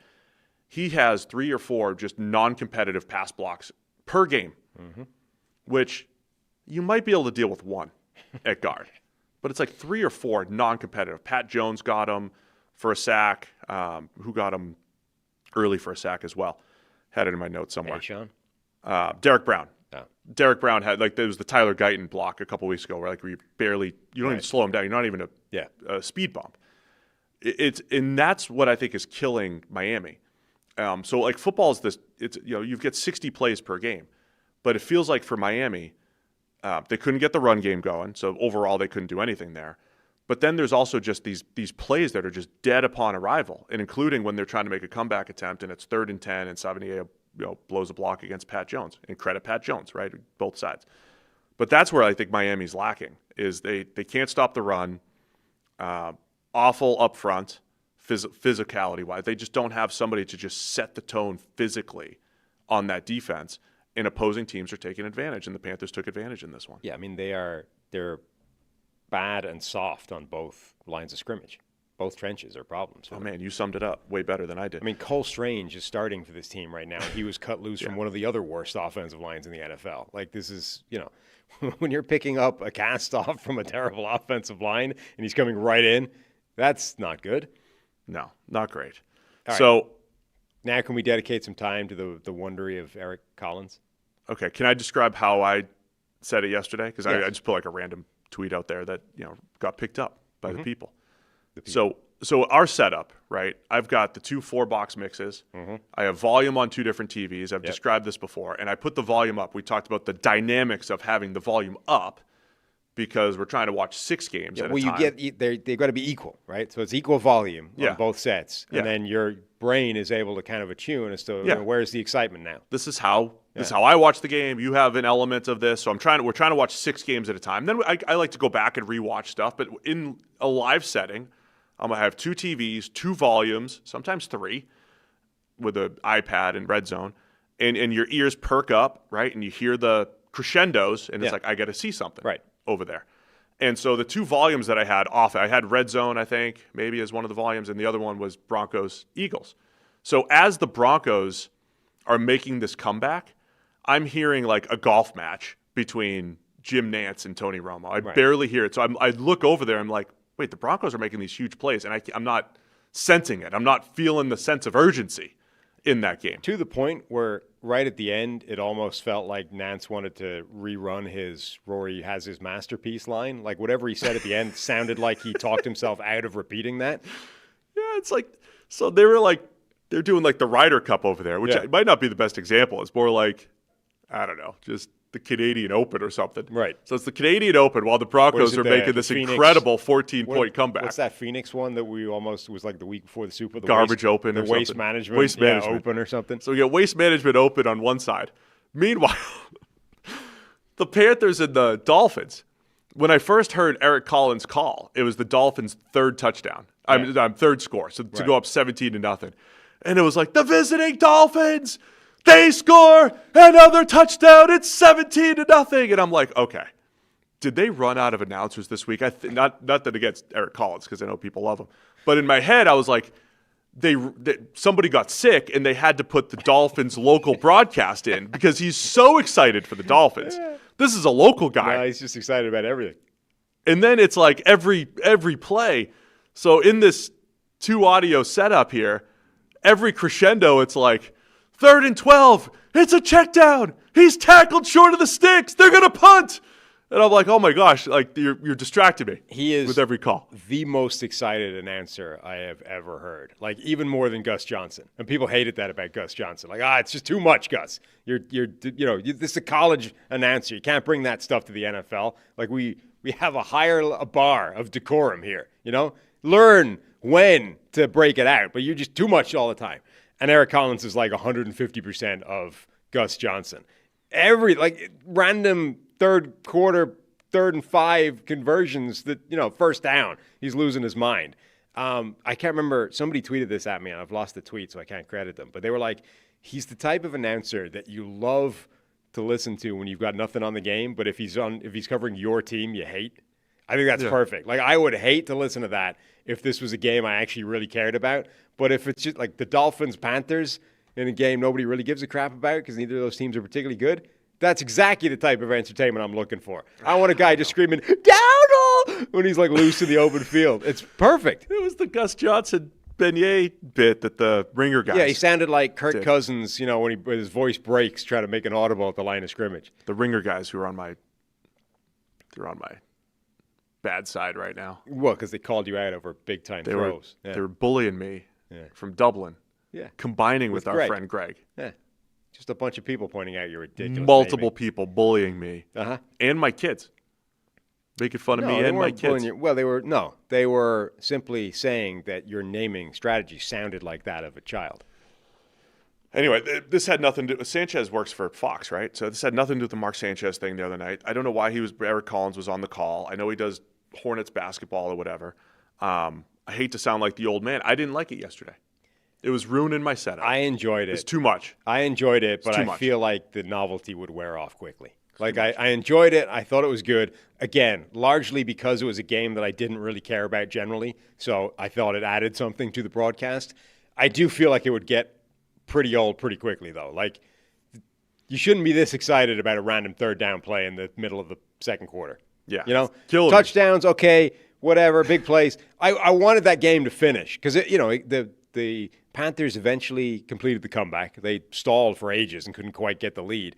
They completed the comeback. Miami answered. Then I was like, this game, I really want to see it end on like one absurd one-handed catch in the end zone as time expires just to see where Eric Collins can take it, you know?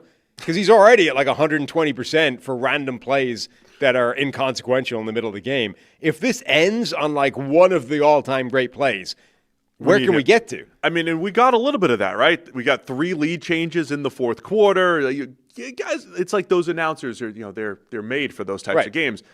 He's not going to be he's not going to be assigned a 40-6 game. He's not going to be assigned Raiders to Colts. But if we get to if this game ends on like an OBJ catch, right? Like, what is he going to do with that? We had Waddle, touchdown Miami, whatever he did. Can we get his audio somewhere and just pull it? Anyway.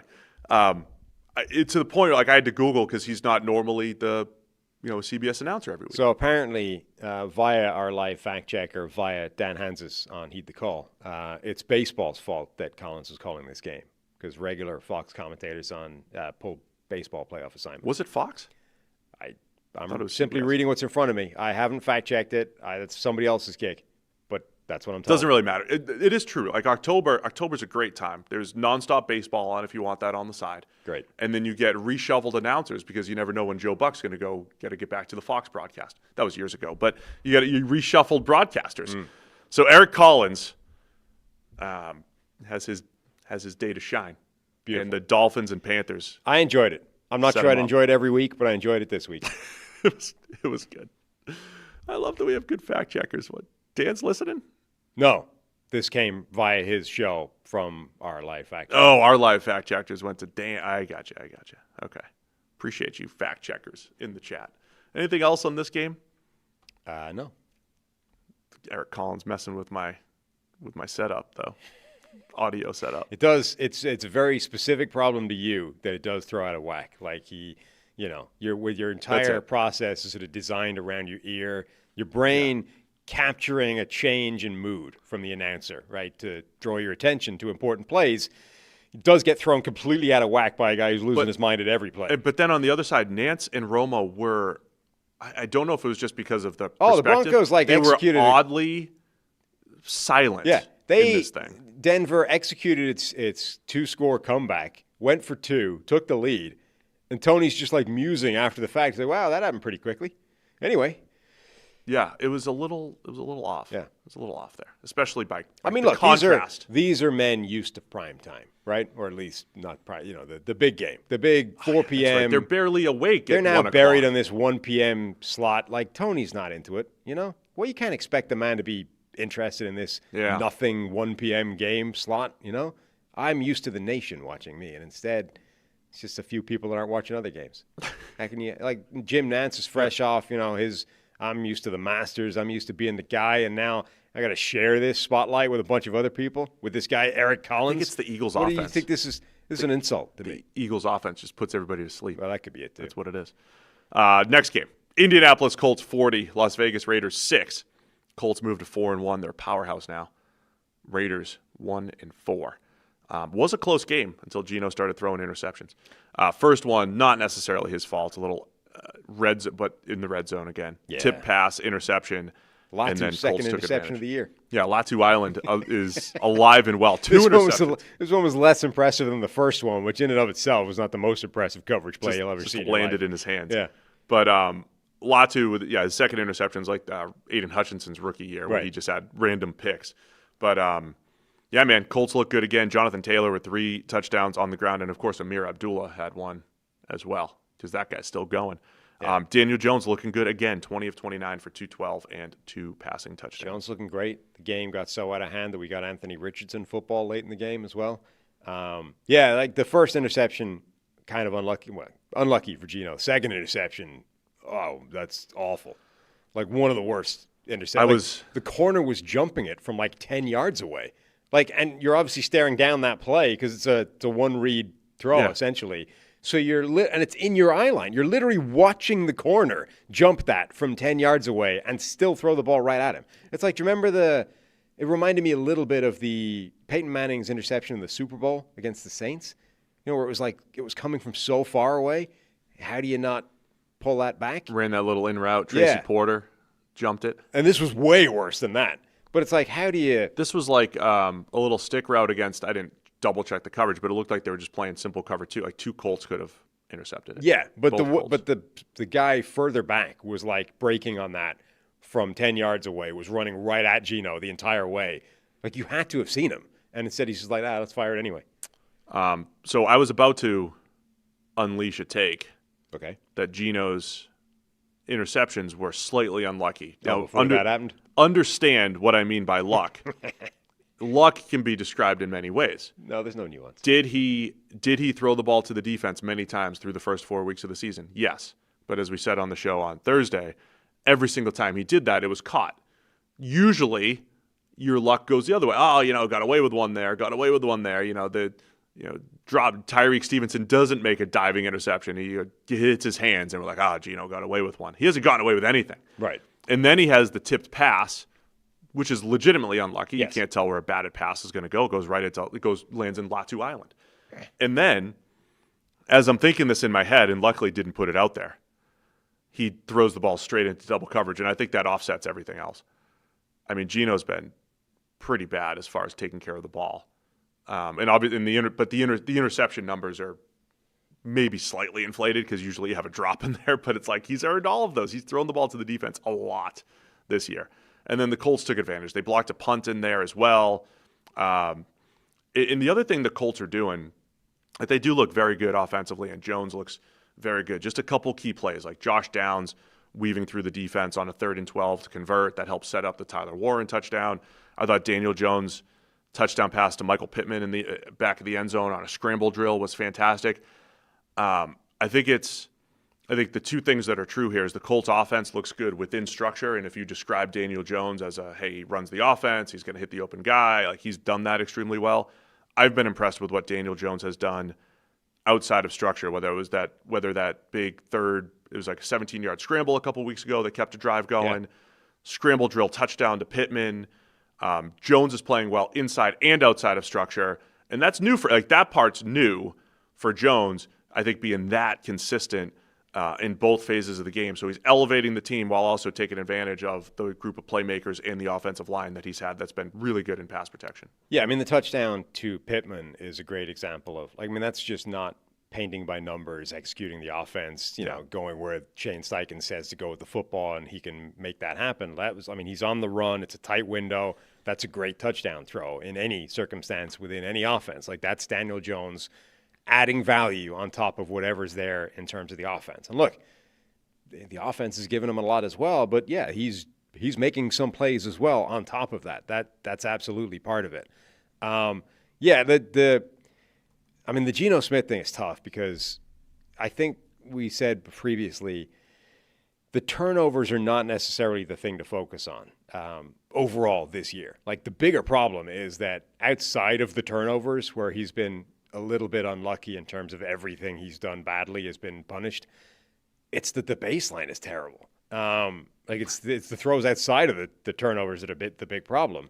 But then you get plays like this where it's like, okay, but that turnover is inexcusable. Like in addition to not playing well between the turnovers, you can't have that throw at all. I mean, what are you doing? Like you are a long-term veteran quarterback.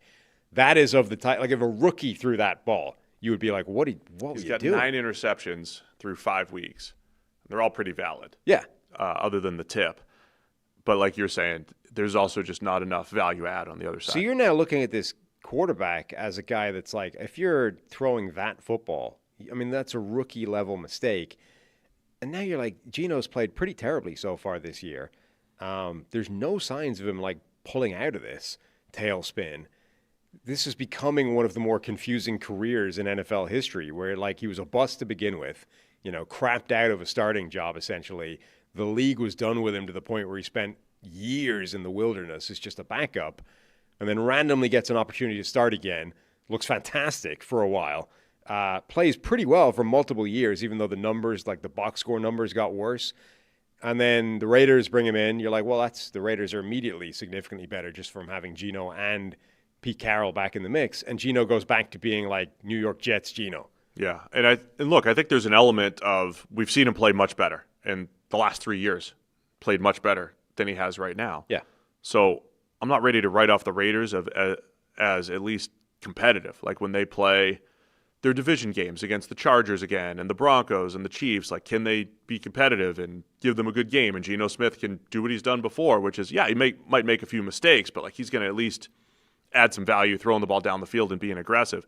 And by the way, they got Ashton Genty going again. Yep. Hit him on a nice little wheel route. He looked pretty good running the ball. Again, it just didn't matter because the game flow got out of hand. So I think the Raiders can still be competitive, but they got to get better quarterback play. Geno Smith's been terrible through 5 weeks. Agreed. And look, it's worth at least pointing out that Brock Bowers finally sat down this week with the knee injury he's been dealing with. Like, so he hasn't had a healthy Brock Bowers for basically the entirety of the season. He wouldn't be in a lot of offenses, but Brock Bowers is the number one receiving weapon in this offense, right? Like, he's been without his number one receiver effectively for the entirety of this year. They're missing some other players as well. So it's not all. I mean, his supporting cast isn't as good as we thought it would be heading into this year, even outside of, what you're going to get in rookies and Dante Thornton and Jack Besh and those types of things. But Geno has got to play better than he's been playing. So also notable in this game from a Colts perspective, again, every week I just read their playmakers, and you just look at the way they distribute the ball, and they get everybody involved. You've got Josh Downs had 4 first downs on his 6 catches, and Tyler Warren had the 4 catches and a touchdown. Michael Pittman had that touchdown, 5 catches. They also used Ashton Doolin a lot more in this game, and he stole A.D. Mitchell's snaps. So they put Doolin in there. He had 5 targets, 2 big catches for 55 yards for Doolin. Really nice downfield plays, cover 2 shot and a contested catch.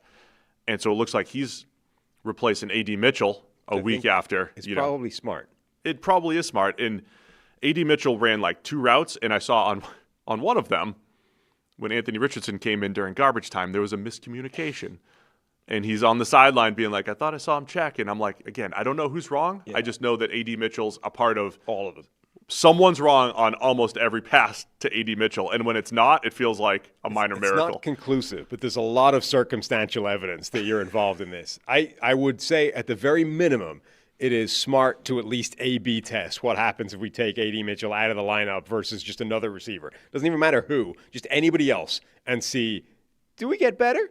I'm not saying it's AD's fault. I'm just saying if we run the same things and we get better results, is it worth at least considering dropping him from the lineup? And I made the joke somewhere, like when the Chiefs were losing all those games in funky fashion in 2023. Yeah. And it was like Kadarius Toney lines up off sides or he drops a pass for a pick 6. And it's like if you just eliminated just the Kadarius Toney mistakes, like the Chiefs might be undefeated. Right. I'm not saying the Colts are that level of juggernaut right now, but they're humming on offense. Defense has been pretty stout, forcing turnovers, opportunistic. Like they're almost in like don't have somebody out there screwing it up. I mean, and while A.D. Mitchell has incredible potential, like we saw on that pass before he fumbled it last week, you might just want to avoid the mistakes and have Ashton Doolin steal those snaps. It's so frustrating because you watch him and he is such an athletic specimen. Like he could be an incredible receiver because of the physical gifts that he has, and yet throughout his college career into the NFL, he just does weird stuff. Like his college tape, you're watching, you're like, I don't recognize these as routes. Like, I don't know what this is. I honestly don't know what he's running here. It's weird. Is this a Texas thing? Is this an A.D. Mitchell thing? Like, this doesn't fit on a route tree anywhere, what he's doing. And then you get to the NFL, and for some reason, he does appear to be at the source, if not obviously at fault, for so many of these weird plays. And it's like at some point, you just say, we just can't have those in the offense. Like, it doesn't even matter if you're, an incredibly physically gifted receiver, because we can't trust that you're not going to be at the source of a big screw-up somewhere. So another impressive game for the Colts. They blocked the punt, they got the turnovers, but they took advantage of them. Jonathan Taylor with the 3 touchdowns. Multiple specialists injured in this game. There was the blocked punt. Oh, yeah, they didn't have a kicker the whole time. The blocked punt wrecked the punter in the process, which honestly I'm surprised doesn't happen more, where the dude just like whilst kicking the football, the kick is blocked and he ends up burying his leg into a defender. And it's like, that does feel like it would, snap some things. Instant injury. And then the similar thing happened for the Colts where their kicker barreled into his leg after he kicked, and that seemed to put him out as well. So injuries to multiple specialists. So the AFC South, we've got the Jags tonight. They're 3-1. If they win, they'll stick with the Colts, but it's the Chiefs. Tough one. Texans getting back on track to move to 2-3 with their 2 straight wins. AFC South's going to be a pretty nice little battle here, but the Colts look like the best all-around team here through 5 weeks. And the Titans starting their win streak. Plus the Titans, I can't wait. Win streak of 1. Can't wait to break down that game. But first, New Orleans Saints get their first win, and 3 survivor winners in our pool. Yes. Saints 26, Giants 14. Saints move to 1-4. Giants fall to 1-4. Jackson Dart and the Giants, they were cooking early. They got up 14-3. I thought we were going to have a totally different story from this game, from the early performance. I mean, he delivers a really nice pass to Theo Johnson for a touchdown. You're like, he's making us eat our words after 1 week. I was like, are we eating our words? And then I was like, yeah, I'll just tell the people. We said this last week. We're not. I'll just tell the people. I'm not predicting that he's Tebow. I'm just describing what I saw. Right. We're just describing what we saw. And last week was a Tebow-esque game from Jackson Dart. And then he did look much better as a passer. Mm-hmm. As a pure passer in this game, he looked much better. I thought he got away with 1 pass over the middle that could have been picked that wasn't. Had a 4th and 6 interception, which, you got to take a chance on 4th and 6 while you're scrambling. Fine. And he did drop the ball while scrambling. And that's going to kill. Like, I was thinking that's one of those going to kill any data point evaluating Dart. I was thinking at the time, like, that's one of those ones that's going to destroy any analysis of this game, like PFF grade, EPA, all those, any data point you want to look at for this game other than just the box score numbers are going to get torpedoed by simply losing the handle on the football as you're running around. But deservedly so, because it was 16-14. And they're in New Orleans territory, and he just drops the ball on a scramble. It was a bad play. It was literally just lost the handle of the football. And then, of course, the play of the game, Brian Brzee, with still a 1-score game. Saints are up 19-14. Brian Brzee forces a fumble on Cam Scatterbo, return for a touchdown, and they'll put the Saints up 2 scores. And again, the Giants, they had opportunities. They had some 4th down opportunities and just couldn't capitalize, couldn't get back into it. Saints defense cracked down. And then Spencer Rattler did a nice job. Converted, it was a 2-score game. He converted a big 4th and 5. And, of course, the biggest play in the game, when it was 14-6, it was Spencer Rattler to the great Rashid Shaheed. 87-yard strike. 87-yard Got him one-on-one against a safety, which, for a speedy slot receiver or speedy receiver of any description is a problem on defense. And, problem resulted in a touchdown. Rashid Shaheed apparently hit 21.72 miles per hour, which is the fastest touchdown this year. Yeah, he got isolated on Tyler Nubin. Yes. Turned him around. Yeah. It was an interesting play because I'm watching. I said on the preview, right? The Giants' defensive line. I want to see them every week. Dexter Lawrence, Brian Burns, and the whole group. This particular play, Dexter Lawrence was off the field, and I think about this a lot when teams dial up the play. When they dial up the play, because I thought Rattler in this game, in the Saints, did a really good job of negating the pass rush. I don't think he was knocked down. But the Giants did win a bunch of rushes, right? But he's getting rid of the ball. So it was a quick-hitting passing attack, I thought, that negated the pass rush of the Giants. But when they dialed up the deep shot, there was no Dexter Lawrence on the play. And there still was pressure coming up the middle, but Rattler hung in for that little extra split second to make sure that he got the ball out there. I thought it was well done by the Saints, whether it's by design or not. Like, hey, Dexter's off the field. Most teams have a pretty predictable rotation. Like, you get into the second quarter, you're going to rest a couple defensive linemen. They're going to miss a couple snaps. Like, you don't play 100% of the snaps on defense on the D-line usually. But I thought it was dialed up at the right time. They're down 8 at the time, and then they get it to Rashid Shaheed, who makes the play. But I thought overall the Saints did a good job of negating the pass rush, Rattler getting rid of the ball quickly. But on this particular play, like Rattler's numbers, if you take out the 87-yarder, he's 20 of 30 for 138. Yeah. It's an anemic, horrible line. Right. and I'm only saying that not to discredit. I'm just saying, like, that's what happened for 98% of the plays, but they did a great job on that one play to create the explosive to get the 87 yards. And that's the thing. It's like the other thing is, those explosives, you might only get one of those attempts. You might only get one shot a game. You have to hit it, right? Yep. He hit his one shot to Rashid Shaheed. Now, okay, it was a mismatch, like wide receiver against a safety, a guy that's running fast, but Rattler put it on him, right? The difference is you go to Jackson Dart, he also had one shot. He also had one chance where they did that. They dialed up the flea flicker. I forget who the receiver was, but he was open by a mile, right?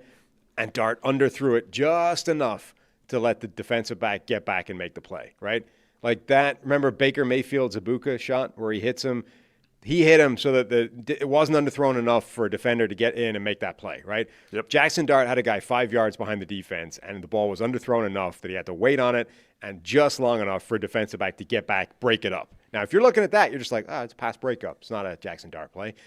But the difference is Rattler hit his guy more or less in stride, touchdown. Jackson Dart's one shot, underthrown, incomplete. Like if that ball is 3, 4, 5 yards further out in front, maybe he has a monster touchdown to add to his numbers as well. And it's a very similar story to Spencer Rattler, where it's like, okay, overall it wasn't great, but he capitalized on a couple of opportunities that he had and gets the W. Instead, he didn't make it. Rattler made his, and a couple of other high leverage plays went the Saints' way as well. And that's the difference between them winning. Yeah, Giants lost 3 fumbles. So credit the Saints. The Saints forced 2 fumbles. One of which was before halftime, was a big swing in momentum as well. So Darius Slayton lost a fumble, Yep. the Scadaboo one, and then Jackson Dart just straight up dropped the ball. Right. So those add up, obviously. And it's, to me, like when I'm just looking at this from a Giants perspective, it's what we said last week, but on the other side, on the other end, like the Giants had 2 drives that started at the 3 because of turnovers. Well, in this game, the turnovers went the other way, and it's a tough thing to bank on. Because, again, I think the offense was better this week than it was last week as far as the pass game goes. But the turnovers killed them, whereas last week they had those short fields, had a grind-it-out type of running game, and, they got the win last week because of those short fields. He had an interception, Dart, where Cameron Jordan got a piece of it, but it was one of those ones where he gets a piece of it, and it doesn't even take the spin off the ball. And I always wonder on those plays, like how much that can actually affect the flight. Because you think, It still affects that's the thing. You think, well, if it didn't even take the spin off the ball, how much could it have moved it, right? But I actually think it might move it significantly, and so you end up with this play that just looks terrible, but may have been massively affected by the big hand that got on the football. That's Spencer Rattler's first win. Really? Yeah. Didn't realize that. Yeah, we've said, like, he's played well this year. I don't know if I've got low expectations. Like, if he was a first rounder, I don't know if I'd be describing him as playing well. Like, he's playing all right. He's playing fine. But yeah, he made the big downfield throw when he needed to. And again, I think they did a good job getting the ball out of his hands, which isn't always his style, right? He was a guy that took a lot of negative plays. Yeah. He's played that different style better this year, playing more within himself. It is definitely conditioned by expectations to a degree. I mean, Rattler had played before and not played well, so the expectations were not high for him to show really anything this season. It's like, I mean, I don't honestly think the Saints planned on him being the starting quarterback heading into this year. They, I think, would have assumed that Tyler Shuck would win that job based off what they saw from Spencer Rattler last year. I think they gave him every chance to do that in preseason and training camp, and he just didn't. And they ended up going, well, okay, I guess we got to go with Rattler for the time being. And Rattler has been better than that and better than our expectations based off what we saw last year. Yeah, I don't think you would say he's been good, but he's definitely been pretty decent. Like, he's been viable. And then I'll say I thought Dart looked better throwing the ball this week. I thought last week was awful. Just honest assessments. I think he looked good. Theo Johnson, nice little seam route for the touchdown. Theo had 2 touchdowns. Just got to get more. The turnovers were a huge deal, but a little bit more consistency. They had 14 points right off the bat and then didn't score again. And the rushing continues to be a factor. I mean, it is. One of them was took off scrambling in front of a pretty favorable look, but he got 50-something yards on the ground. I mean, that's a big – he's going to need that based off his passing at the moment. All right, let's go Dallas Cowboys 37, New York Jets 22. Cowboys moved to 2-2-1. No better record to describe the Cowboys than 2-2-1. 2-2-1. Jets 0-5, and now because of the Saints win and the eventual Titans win. The Jets are on the clock. They're 0-5. They're the only winless team left in the NFL. Didn't think that would be the Jets going into this season. I didn't either. And I will repeat again for those who didn't see the preview show, the Jets fan, the unnamed Jets fan who I saw on Twitter, who was like, all I wanted was a feisty run-the-ball team, and I'm getting Tankathon tweets before October. And the thing I'm with you. I thought we'd get a feistier Jets team this year. And the thing is, so many of these games start that way, where it feels like, oh, the Jets are going to be feisty today. It's going to be tough. Like, this felt like a game that was going to go back and forth for a while. The Jets were driving down 10-3. Okay, but they're driving. They look like they might answer, and we tie it up at 10-all. And then the ball gets punched out. Leofau forces a fumble, and you're like, all of a sudden, it just starts. It's like, it's that they're so fragile that the second it goes away from them, like, it just all crumbles. They start off, and it's like, yeah, look, they're here to play today. And then one bad play just goes against them, and it's like, all right, the Jets are done now. I mean, the Jets were also coming off a Monday night game where there was a litany of errors and pre-snap penalties and everything. Yeah. Like, we always break down these games through the lens of, are you talented on both sides of the ball? Are you talented in the right spots? The fumble thing or the pre-snap penalty thing, like, we don't even try to predict those because they're very random. But if you're a team like the Jets that is, not as talented, you can't make those mistakes if you're going to be the feisty Jets team, and they are. You also don't want Justin Fields dropping back like 61 times, throwing the ball 46 times. That's not the game flow that you're looking for. But Dallas's offense, man, they've been really good, and Dak continues to play well. And they're doing it with backup offensive linemen. Yeah. They have, like, their offensive line. I mean, this is the story of the Cowboys season for me right now. Two stories. Their defense has been terrible, and we laid that out pretty well in the preview show. Mm-hmm. But they have dealt with as many offensive line injuries as any team.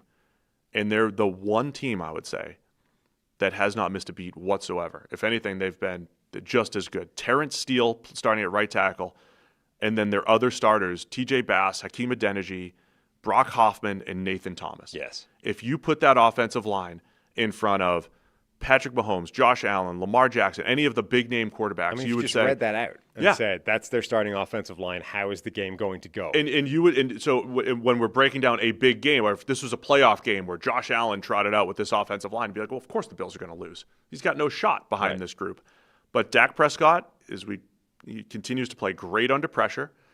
In this particular game, they did block well. Like, they hadn't been blocking well. They also didn't. And still creating offense because of Dak.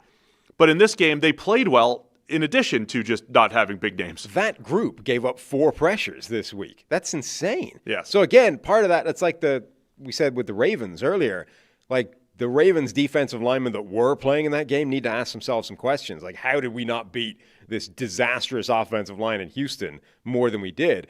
The Jets defensive line needs to ask themselves some questions. Be like, have you seen the 5 guys they trotted out against us and we did not get pressure against this group? What are we doing? So you and I cite this all the time, how bad the drop-off is with backup offensive lines. And you could look at the Cowboys, like I think they had the worst pass blocking grade from PFF coming into the week. And we said, well, Dak's offsetting that with over 100 more yards under pressure than any other quarterback this year. He's playing great under pressure. But most of the time when the backups come in, we keep saying, well, the offense takes a hit. You can't run the ball. You can't get the ball down the field. There are some plays that are just dead immediately.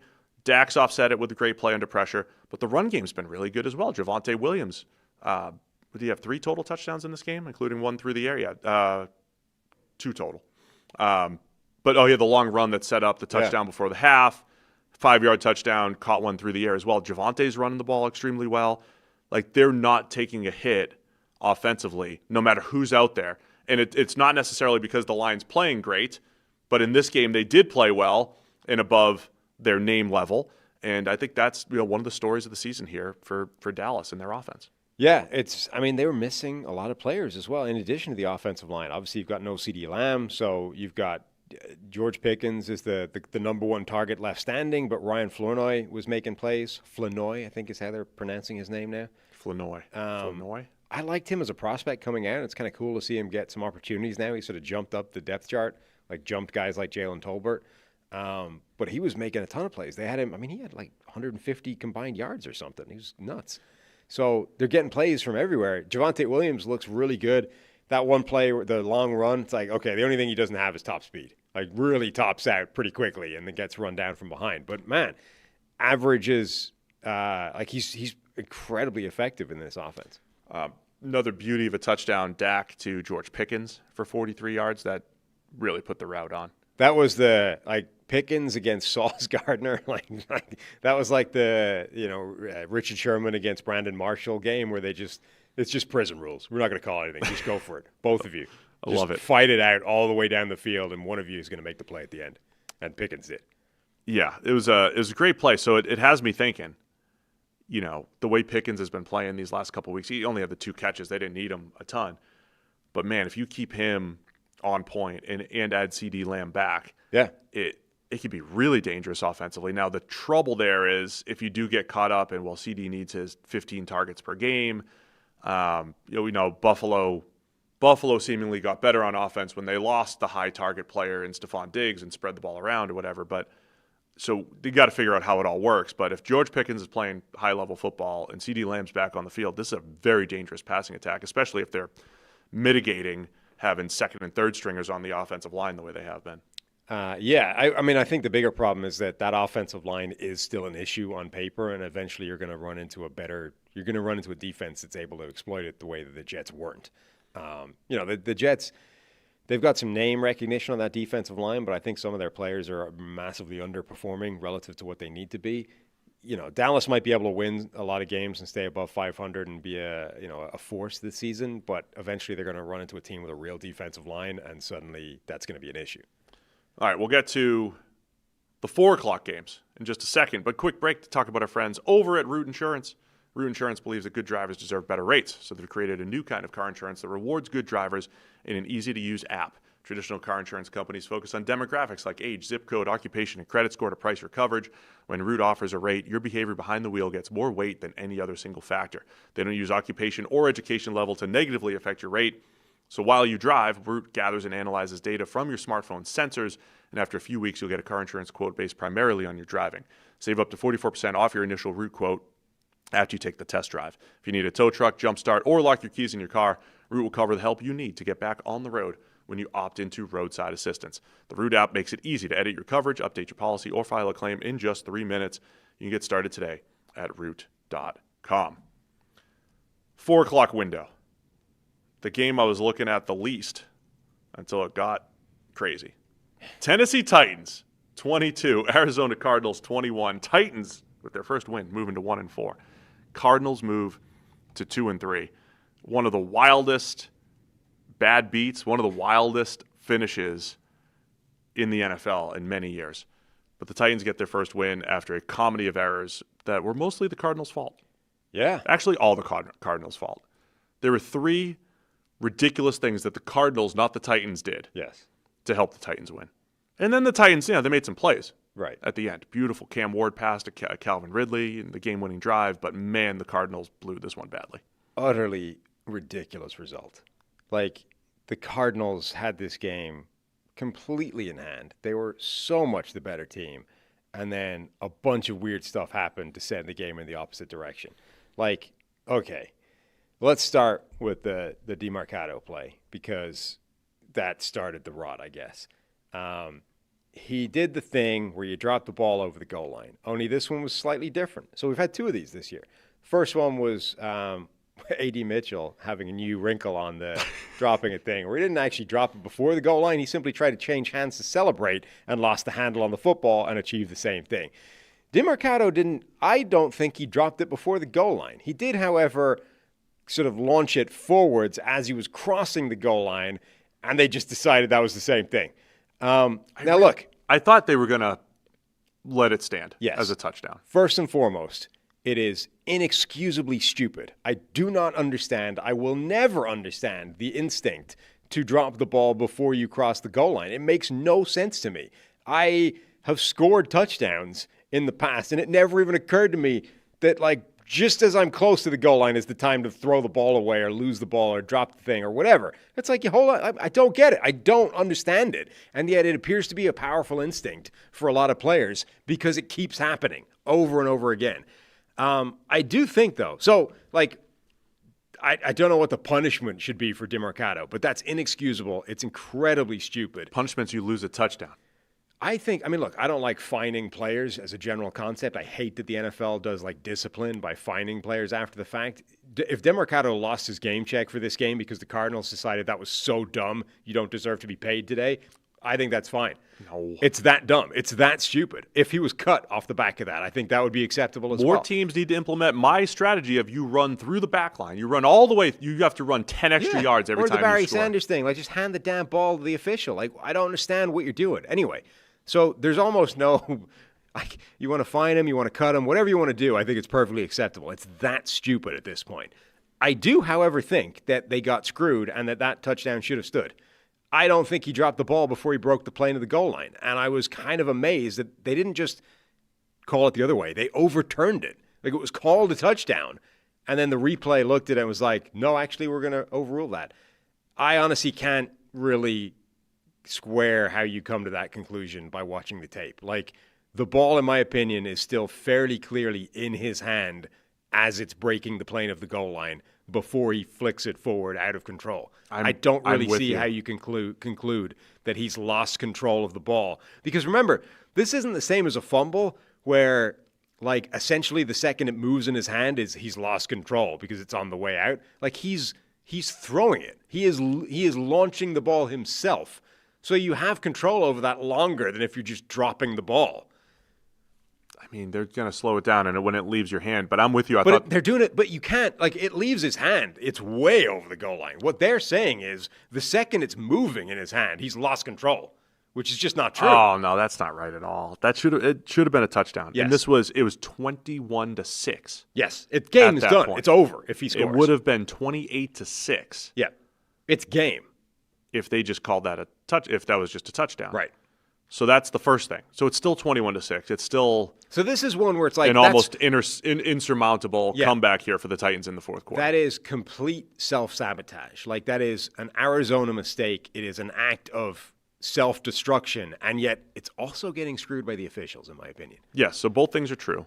And, to preface once again, we both detest dropping the ball at the goal line. Don't want to reward that thing. Agreed. Would love to make a point. Would love to make a point. Be like, you don't deserve a touchdown because you even thought to drop it. But theoretically, he still probably had control of it across the goal line. So then the Titans come down. They do score a touchdown. They had moved the ball horrendously the entire game. They do score a touchdown to make it 21-12. So as a team that was down 15 points, you need an 8 and a 7. And we always suggest going for 2 early. And, so that because if you don't get it, you're down 9, changes the game flow, changes your pace, changes everything. Well, Brian Callahan decides he's going to kick the extra point first. We'll save the 2-point conversion for later. And they miss the extra point by about a mile. And so it's 21-12 still. And I know hindsight, of course, is 20/20, but man, you should have gone for 2. Doesn't really matter. So it's 21-12. So then Titans are driving. They got a chance to get back in this, maybe score a touchdown, get within a score, and Cam Ward throws an interception to the Rabbit. The Rabbit. Must be over. Titans, with 4:53 left on a 3rd and 2, must be game over. Instead, the Rabbit, trips over himself, drops the ball. No, he just he catches it, takes 3 steps, and couple tumbles. Yeah, well, 3 steps and then tumbles to the floor, and in the process of tumbling to the floor, simply loses the ball. Ball bounces into the end zone. Ricochets off multiple Cardinals defenders first. So ball's on the floor. Oh, no, panic. And then, a bunch of Cardinals converge on it. Somebody kicks it. They can't get hold of it. It bounces its way into the end zone. It's like the fumble Rooskies. Like, oh, no, look, it's going towards the end zone. Only they weren't doing it deliberately. It was just it was just bouncing off everybody going towards the end zone. And because it was the fumble Rooski, you can't do that as an offensive player anymore to specifically stop that. So it only results in a touchdown because it's the Cardinals knocking it into the end zone. If the Titans had knocked it in, it wouldn't have counted. It's so Tyler Lockett jumps on it in the end zone. Yeah. the most contact averse player in the league. The first player in the game decides he can dive into this pile and recover the ball. So touchdown Titans. Then they kick the extra point because you're supposed to then to make it 21-19.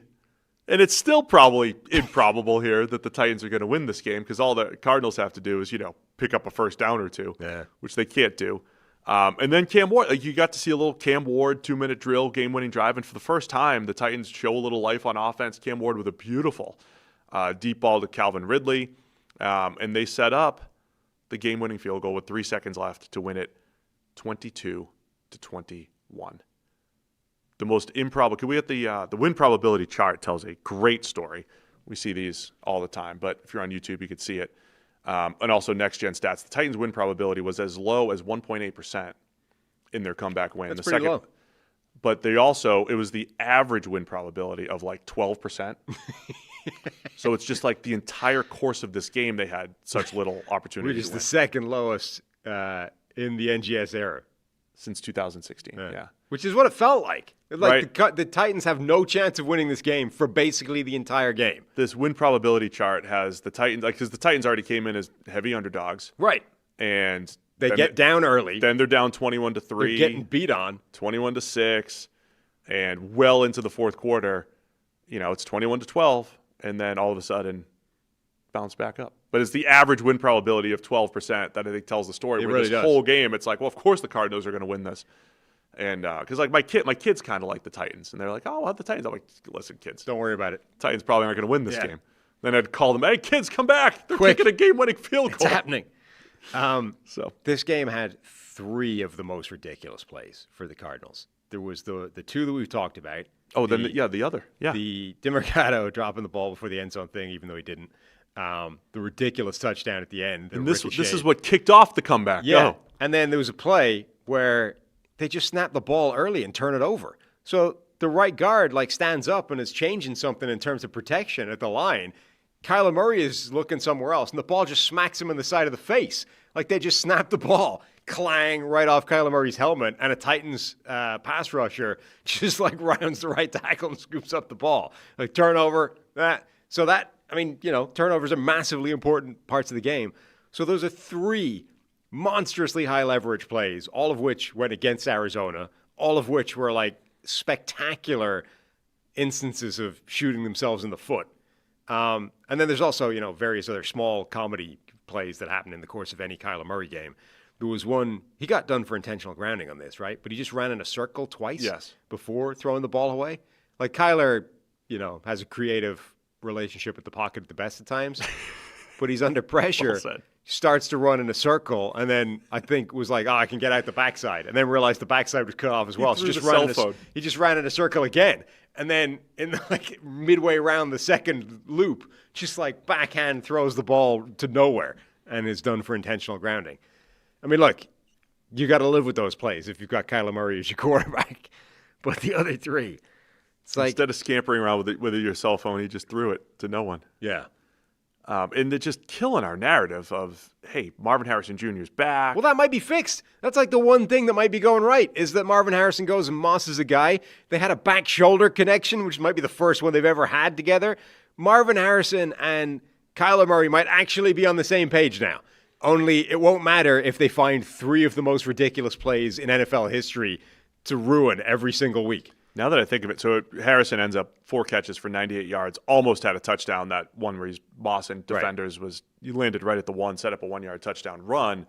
Do the Cardinals have the same problem that the Eagles have, where their offense is just non-existent for stretches of the game? Because it was the inverse last week or 2 weeks ago against the Rams. I mean, Seahawks on Thursday Night Football, where they did nothing until the fourth quarter, and then in this game, they're up 21-6, and then we've got the comedy of errors and everything. But they seem to go into these stretches as well. Same thing with the Panthers game back in week 2. They were up 2 or 3 scores and let the Panthers have a game-winning drive opportunity. Yeah, I do feel like the Arizona offense, it's definitely inconsistent, but we would feel so much bit different about this game if they give DiMercato that touchdown and it's 28. No, I know, that's true. 28. That's and true. They've got it in control, and maybe they score another drive, and suddenly we're not even it's not even a discussion. It's just the Cardinals look good, Titans stink. Marvin Harrison's fixed, like everything's good. Instead, it's this litany of like joke plays, and you're like, what is this? Whatever week it was last year, pull up the archive. Like we sat there and explained why you don't drop the ball in front of the end zone. It was Jonathan Taylor last year, who seemingly has learned. And that was a legitimate, like he dropped the ball before the end zone celebrating. Yeah. Like that was slightly different to this, albeit in the same vein. But this is the second straight week. You could argue that A.D. Mitchell's mistake cost the Colts the game. Yeah. At least a tie. And this cost Arizona the game. Yep.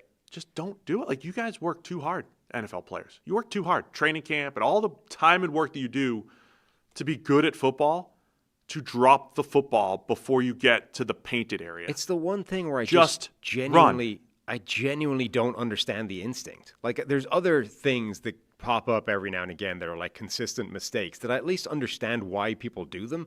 I don't understand why people do this. I don't get it.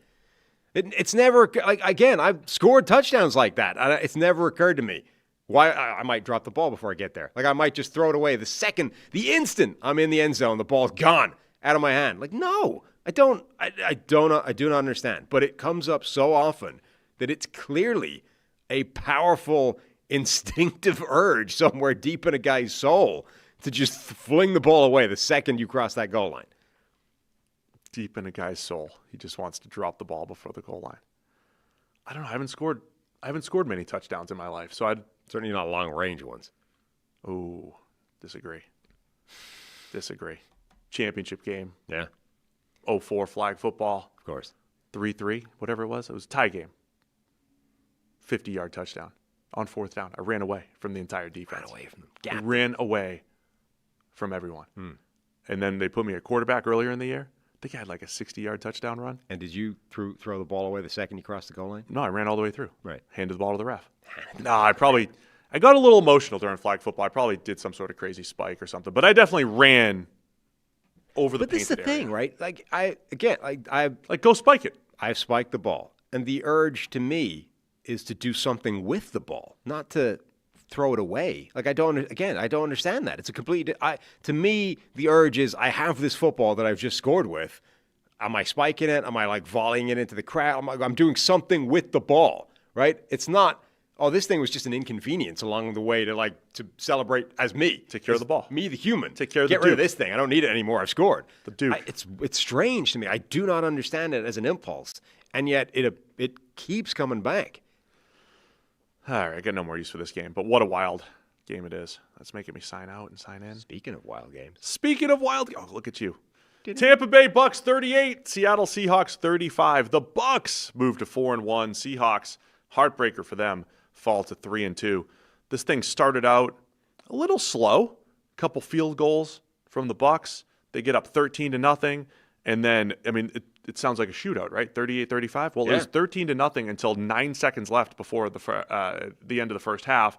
Sam Darnold hits Jackson Smith and Jigba for a 6-yard touchdown, and then they just start trading touchdowns left and right. It was a good old-fashioned class of 2018 quarterback shootout between Baker and Darnold. Some ridiculous numbers put up here, but a Sam Darnold interception, the first interception of the game, interception late by the Bucks, put the Bucks into game-winning field goal range, and they hit it to go to 4-1.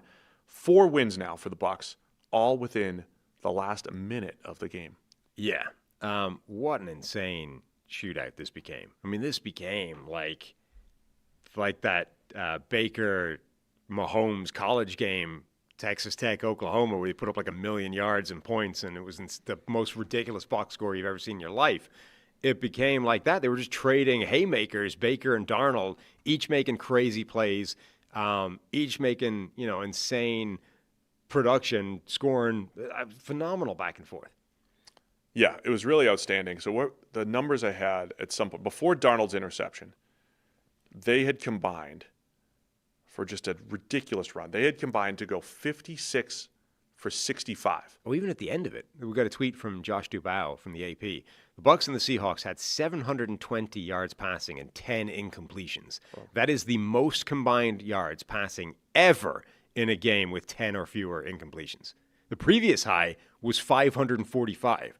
So they're almost 200 yards more crushed it than the most passing yards with 10 or fewer incompletions. Combined for 6 touchdowns, and then it was the interception, which was a funky pass. Darnold throws it a little low, goes off Logan Hall, Right. the defensive tackle's helmet, and then Levante David makes a pretty nice catch on it to pick it off. But Baker finishes 29 of 33 for 379 with no Mike Evans in this game. Now, Seattle was banged up in their secondary, Right. but they were still getting some pressure up front. Baker just continues to make plays. That first touchdown, Emeka Egbuka goes 7 catches for 163 and a touchdown. That touchdown, Baker to Egbuka, 3rd and long. And this is where we're saying these guys were dealing back and forth. Because Baker to Egbuka, just deep post on 3rd and long. The play. Defendable. Yeah. That was an amazing play. Phenomenal throw. Great route. Great catch. Great touchdown. The play before that, Rachaad White saved the drive, right? Baker Mayfield, under a bit of pressure, throws just a swing pass to the left. And Boye Mafe had read the play and was there basically at the time the ball arrived, right? It was a backwards pass. That ball was live, and Boye Mafe is about to bury the running back the second he touches it. Rachaad White one-hands the ball in and at the same time, drops to absorb the contact. If he doesn't catch it, if he catches it and the hit knocks the ball loose, if anything other than what happened, that ball's live. It might be a turnover. It might be Seahawks ball. Instead, Rachaad White catches it, absorbs the contact, doesn't lose the handle of the ball, and the Bucs just keep the ball. The very next play is that touchdown play. Huge. That's one of those plays that it's a negative play in the box score, right? Nobody is going to look at that unless you're paying attention at the time and say anything about it. Rachaad White, arguably saves that drive with that play, and the very next play is a touchdown. You've got in the Egbuka touchdown, again, I don't know how to describe this. Egbuka has played with 4 quarterbacks over the last 5 years, and I feel like he's awesome. He is really good. I also feel like he induces the best throws from his quarterbacks. We saw it with Stroud, with Kyle McCord, with Will Howard, and now with Baker Mayfield. I don't know if it's a skill, if he's just so smooth, but man, that was a dime from Baker to Egbuka. And watching Egbuka over the last couple of years, I'm just like, man, I just feel like I'm getting the best from his quarterback. I think there's maybe a QB-friendly aspect of his game that just gets lost sometimes, but it does feel like he helps his quarterbacks get the best out of some of their throws. Anyway, he was outstanding again in this game, Egbuka, and he's breaking all sorts of records within 5 games of his start of his career, whatever it might be. And again, without Mike Evans, Tez Johnson had 4 catches for 59 as well, a steal in the 7th round for the Bucs. Just an impressive job. And then Rachaad White, who you said they didn't have Bucky Irving in this game. Mm-hmm. Rachaad White had 2 rushing touchdowns and the run that they needed on 3rd down to just set up the game-winning field goal and not give the Seahawks another opportunity to try to make their comeback. So Rachaad White with a couple big plays in this game. Yeah, he did. He had a good game. We also have to mention, at the very minimum, this was one of the most glorious uniform matchups in outstanding NFL history. Glorious. Both of them throwbacks. I love those Seahawks throwbacks. The Bucs in their white creamsicle. There's a name for that. I can't remember what it is. They're 2-14 or something in the white creamsicles all time, and both wins have come this year. What do you mean all time? You mean like as a throwback? Yeah, that's that uniform, the white creamsicle. They never won when they wore that. Dating originally. back to 76? Like that was what they wore every week, wasn't it? Correct. Well, they were winless that year. But they didn't wear them for 15 years or 20 years? Correct. They wore it all their debut season where they were winless and then didn't wear it again, went to the regular creamsicles, and then brought it back as a throwback this year, and that's where their 2 wins have come from. They didn't wear white? Correct. White on white? White on white creamsicle. That's what they wore. That was their away jersey forever.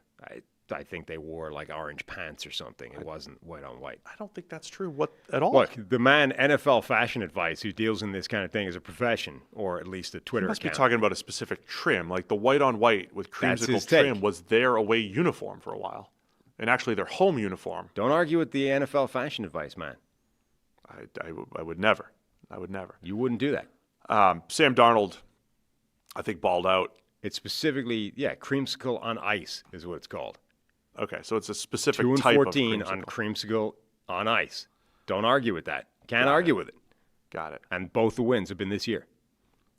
Anyway, I thought Darnold played well as well. That first, by the way, that first touchdown to Jackson Smith and Jigba gave me a little flashback to Elite 11. Darnold made that same pass as a high school kid at Elite 11. That was when Jordan Palmer looked at me across the room. He goes, "That's a big-time throw." Little red zone high post. That's a big-time throw. He said it to me. He used big-time throw. Now, I think he may have said that's a +1. Whatever he said. Kind of term a child would use. Yeah, well, arguably. Whatever. But I had flashbacks, same throw, the 6-yarder to Jackson Smith and Jigba. That was just a laser beam. Yeah. But he made a few big plays as well. They had 4th and 2 in the tie games, 28-28. It's a big play in the new NFL, 28-28 with 3:25 left in the game. And the Seahawks say, we're not kicking the game-winning, the go-ahead field goal. We're going for it on 4th and 2. And the play looks completely dead. And then Darnold scrambles out, hits Torrey Horton for a 21-yard touchdown. Incredible. And it's like, that was when you just felt like this back and forth. All right, now Baker Mayfield needs to match. And then he finds Sterling Shepard for the game-tying touchdown. And Baker's making big plays. And it was fun to watch, not just because, they were together in Carolina and everything, but which is insane. They were the 2 quarterbacks first off the board in the 2018 NFL draft. It was Baker number 1, Saquon went number 2, and then Darnold goes number 3. Clearly, Baker worked in Cleveland, then they moved on from him. Darnold didn't work with the Jets. Right. And the 2018 draft class contains Josh Allen and Lamar Jackson. So they're the 2 best quarterbacks from that class, but you've got Baker and Darnold just duking it out, and both have really rejuvenated their careers the last couple of years. So it was a fun watch, and it all happened in the second half. It was 13-7 at the half. Right. Most of it happened in the second half, and it was just a fun game that the Bucs get the win. Yeah. We speculated before the season that the Seahawks might experiment with the Jalen Milroe package, just to get him on the field as an athlete while they're developing him behind the scenes. Next time we bring this up, yeah. Milroe got on the field. They ran like an option play with him, and he left-handed just a bad pitch at the running back turnover instant. It's not great as a what you want to get from the athlete package. Just an instant turnover with a bad left-handed option pitch. Particularly when you got quarterbacks out here, they're going to be dealing the rest of the game. Every year I'll be like, hey, you should have a specific package for the mobile quarterback, and then you bring him in for a play, and it's an immediate turnover. Maybe that's why you don't do that. It also blows my mind that in a world of sort of NFL technique and fundamentals, like the NFL believes it's a higher percentage play to left-hand option mechanic flick it that way using the wrong hand, like your less dominant hand, than it is to right-handed rugby pass the thing in that direction. Like they believe the sounder option is this thing than using your actual hand to just. So what do you think? So we see the service academies do this all the time. They run triple option. They run it to the left. They run it to the right. Are you suggesting you should always pitch? You pitch like this to your right and then no, I mean this way to your left? Like a left-handed rugby pass is very difficult. That takes a lot of time and work to do. It's just it's surprising to me that you're like, well, the rugby ball is fatter, so it's tougher to one hand, right? Yeah, but that's not. I mean, it doesn't really. The point is, it's very easy to throw to your left using your right hand, right? It's not that easy to throw to your right using your left hand, regardless of how you're doing it. It's just strange to me that they're like the best mechanics we can come up with to throw the ball to our left is using this weird option flick thing, which didn't work for Jalen Milroe. I would have thought you just let the guy, he's right-handed, let him throw the ball with his hand. Like what? Just let him get the ball however he wants to get it there. Let him do whatever he wants to get the ball from his right hand to the guy over there. Anyway, those turnovers ended up being huge in the game, even though the Milroe thing was, second quarter? It was much earlier in the game. And then the Darnold interception was the difference. Man, impressive. The Bucs are another team kind of similar to the Niners maybe, where they keep surviving, get to 4-1, and Evans will be back in a couple weeks. Bucky Irving's not done for the year or anything. They just got Tristan Wirfs back last week, and that's been huge. Yeah, if they can get a little bit healthier, surviving and pulling off these late game comebacks and winning and getting to 4-1, I think that bodes well. And go back to preseason when I said, hey, the Bucs can jump into that top echelon of team in the NFC. Well, they're there record-wise, and I definitely think you could see them competing with the best teams in the NFC the way they've been playing, especially when they're healthy. There you go. There's a lot of Bucs fans who just come in thinking we're haters here. A lot of Bucs fans. Seems harsh. It does. Just looking to be offended. Lost my sheet here.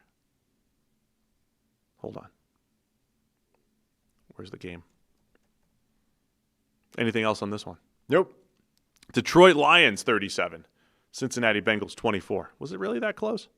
Eventually. Lions move to 4-1. That's their fourth straight win. Bengals fall to 2-3. Jake Browning with 3 more interceptions in this one. Jared Goff, 19 of 23 for 258 with 3 touchdowns. Another Goff-like outing where he's got a similar number of touchdowns and incompletions, completing 75% of his passes on the season now. This game also marks one more start as a Lion than a Ram for Jared Goff in his career. I heard that today, and it surprised me. Yeah.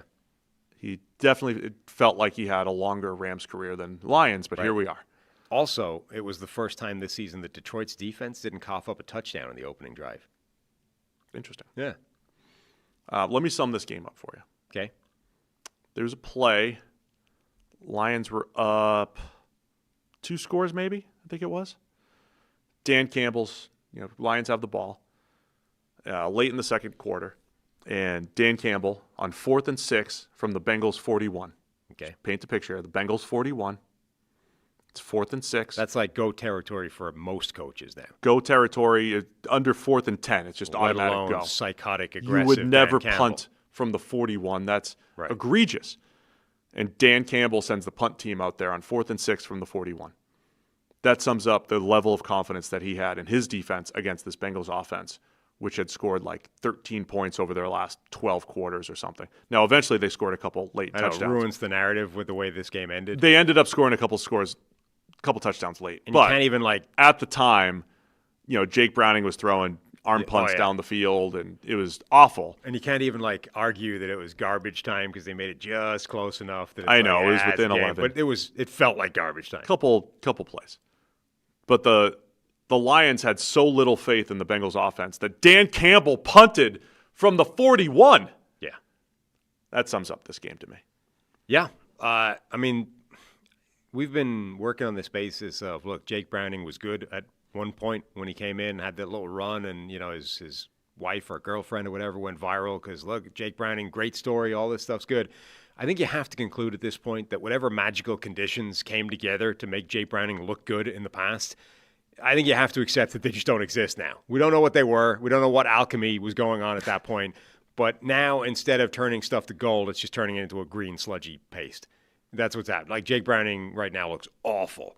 And, okay, there were a couple of late plays that put some lipstick on the pig, but this is just horrific. The one deep ball interception that he left, it was 10 yards inside and short. It looked like he was throwing it in a 50-mile-an-hour wind.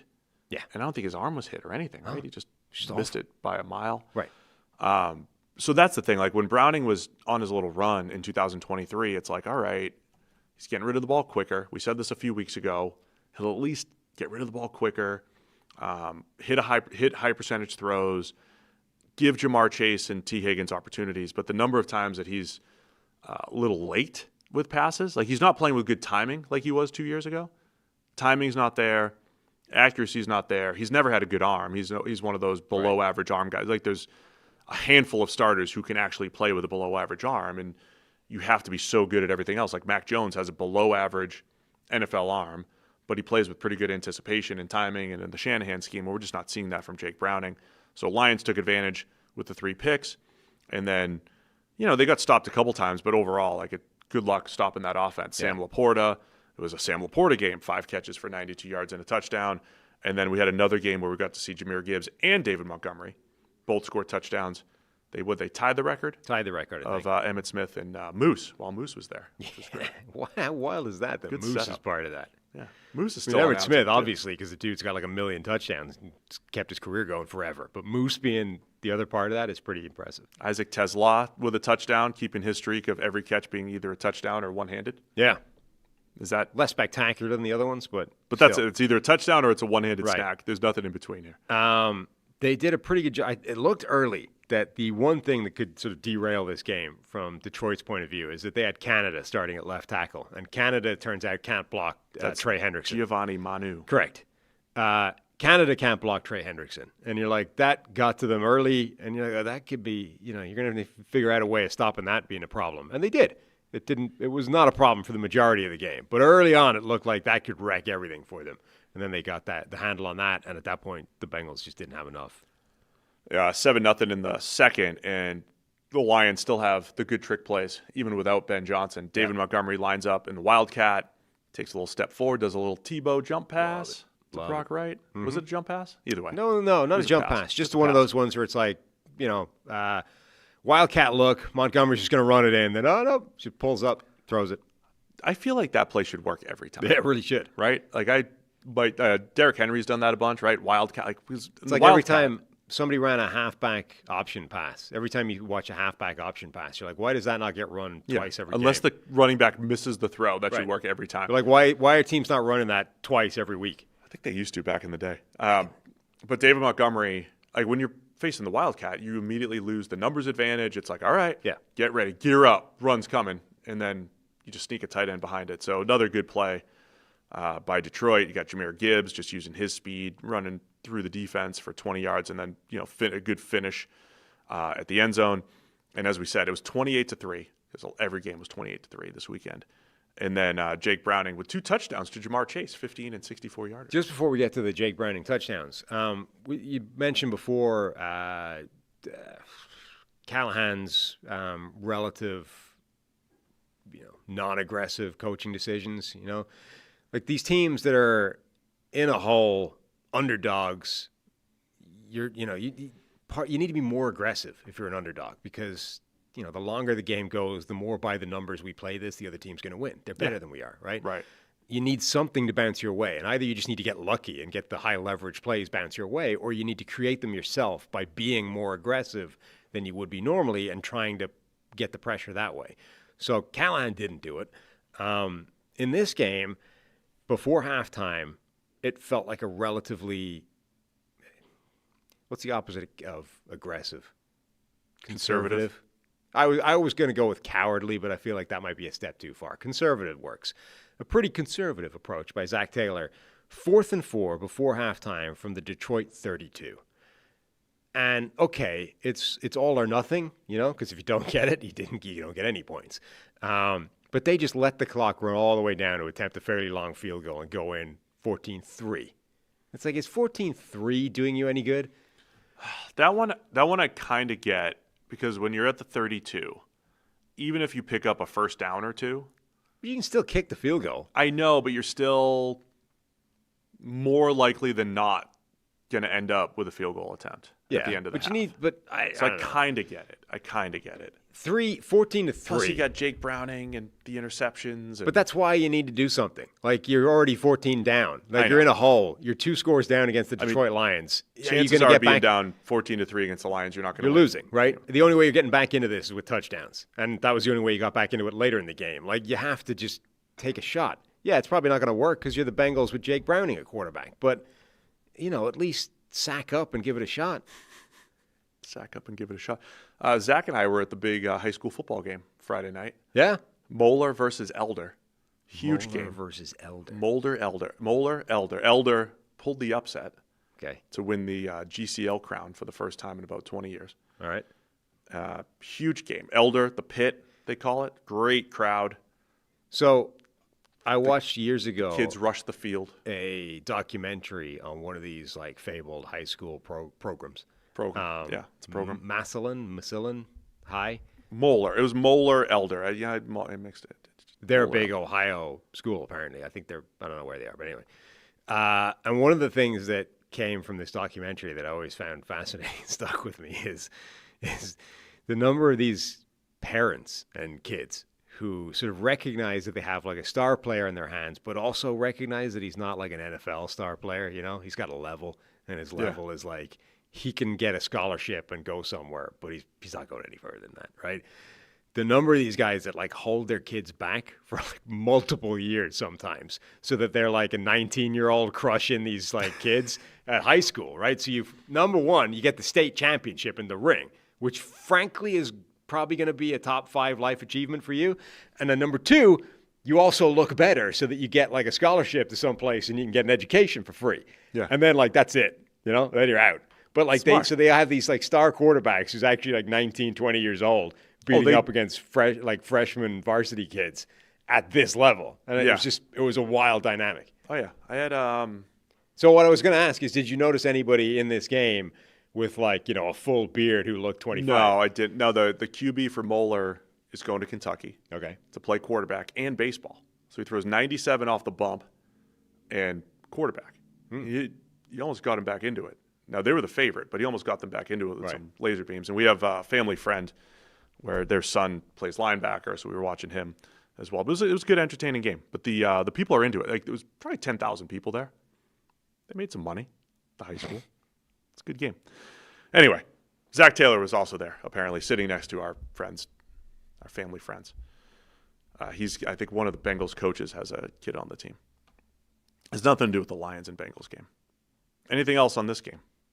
No. Jamar Chase, though, if you just want to get his stat line, 6 catches, 110 receiving yards, 2 touchdowns, and 3 tackles. Yes. There was a period where it looked like he might tie the number of catches he had with the number of tackles he had off the back of Jake Browning interceptions. But then late in the game, he took over as a receiver, too. You were asking me if they've always tracked tackles on interceptions. I didn't they know have. They did that. They have, yeah. Huh. Somebody's got to get credit for the tackle. Well, because there was always that stat going around that Larry Fitzgerald had more tackles than drops in his career. That's where they came from. Right. Yeah, and there's no way that's true. But no, correct. All right, I got no more use for this game. 2 more games to discuss. Washington Commanders 27, Los Angeles Chargers 10, 27-10. Commanders move to 3-2. Chargers fall to 3-2. Chargers got up 10-0 early, and then didn't score after that. 27 unanswered from Washington to finish it. There were 2 massive swings in this game amongst, there was other stuff too, but Quentin Johnston with a big fumble when it was 10-0. Chargers were driving. That seemed to turn things around. And then just before the half, a punt return for a touchdown from Ladd McConkey negated by roughing the kicker in the end zone. The right call. Mm-hmm. But those 2 swings were, pretty big. Yeah, they were. They were massive. The Quentin Johnston fumble, I have some sympathy for him. It was a tough play. Like 2 guys sandwiched him. They were both pretty solid hits, and the ball just kind of popped out in the contact. It's like, it's a really tough play for him, but you do have to hold on to that, and he didn't, and that's a big turnover. Yeah, the sequence with the punt was crazy. I mean, Washington is punting from their own end zone. That's always a little bit tougher. Everything's condensed. It looked like the Chargers, they didn't get there. They field the punt with Ladd McConkey, and then he returns it for a touchdown. So you're like, oh, wow, the Chargers have taken this punt, and they've scored. And this is just before halftime as well, so the swings are always magnified. And instead, there's a penalty on the play, so your touchdown's immediately off the board. Don't worry, we at least get the ball, and we're still in shape to get points. But no, the penalty is roughing the kicker, roughing the punter, and so not only do you not get your touchdown, you don't get the ball either, and Washington gets to keep the ball, and they get to try and put up points before halftime. And then right after that, you get the 50-yard bomb to Luke McCaffrey, and now we've changed the field. Now we have a real shot at getting points. So huge swing in terms of the points before halftime for them. Big momentum swing, even? Yeah. Big momentum swing. Yeah, the 50-yarder right after that, I mean, that was to just get the Commanders on the board before the half. That was huge. Beautiful throw, by the way. Jaden Daniels, beautiful catch by Luke McCaffrey. And his first game back, obviously. Yes. And Daniels looked fine. He looked fine. He looked solid in this game, 15 of 26 for 231. 39 yards on the ground as well. Bill Krosky-Merritt, they got him to the edge. It's another one of those, like, both things are true. I thought the Commanders, whose offense, by the way, with Marcus Mariota was pretty efficient in their last Raiders and Falcons games. They did a really nice job getting Bill to the edge, like just wide open to the edge. And I think the Chargers' run defense, I think Derwin was caught out there on one of them, just allowing way too much room for the run game. But that's been kind of a staple of the Cliff Kingsbury offense, even during his Arizona days, is getting running backs into space and having a sneaky good run game. And then you have Bill Krosky-Merritt, who could take it to the house. So he had 14 carries for 111 and 2 touchdowns. And so I thought the run game for Washington was huge. But yeah, those two big swings in the forced fumble and then the punt return were massive for the Commanders. And the other one that was huge was the interception, which was like the Chargers are trying to cut it to 3. They're in the red zone. It's another one of those batted pass interceptions. That's a huge play. I mean, at that point, I think if the Chargers score in that drive, you're like, I kind of like the Chargers to win this game still. And instead, it's a turnover. That's a massive play for Washington to survive. They keep it going. Marion Hampton left the game with an ankle injury, didn't come back as well. That's a concern for the Chargers. He kind of got clipped on his way out into a passing pattern. It didn't look that bad, but he didn't come back. So that's not great for them. And then the other thing we got to bring up is the offensive line that the Chargers are dealing with. So if you count Rashawn Slater as one starter, they were down to their third string player at 3 separate offensive line spots. So we did this number one, they used 7 offensive linemen in this game. That's immediately bad, right? Before we even mention names, that's a problem. The 7 offensive linemen in question are left tackle Austin Deculus, right tackle Trey Pipkins, who played 23 snaps before leaving, right tackle Jamari Salyer, who's a backup, Bradley Bozeman, Mekhi Becton, who left the game, Foster Sorrell, and Zion Johnson. That's a group that can't function. This is why I'm trying to give credit to the Cowboys for surviving this type of. They've had similar offensive line issues as the Chargers. The Chargers have not been able to overcome this. And I think most teams can. Like it's you're right to phrase it that way. Like it's definitely an endorsement of what Dallas is doing. Because I think this offensive line, generally speaking, is just not functional for most teams in the NFL. And there's a few teams that are dealing with this type of offensive line, and it's basically just immediately curtains for the offense. Yeah, it's difficult for the Chargers right now. And look, Dorrance Armstrong, a couple nice rushes. I think he had 2 sacks in there. Washington took advantage. They, blitzes got home. Like they were causing problems, and that interception in the red zone, as you said. Huge swing in the game. So all of the high leverage plays, Washington either went their way or they earned it with a forced fumble or an interception. That the interception was 7:44 left in the fourth, as you said, like a 10-point game. If they score, it becomes a 3-point game. Game on. Anything, and absolutely. That was Johnny Newton, I think, getting the mid on it. And yes, Johnny Newton's signs of life from Johnny. It is. We have seen Truzan or Johnny. Yeah, nice play by him.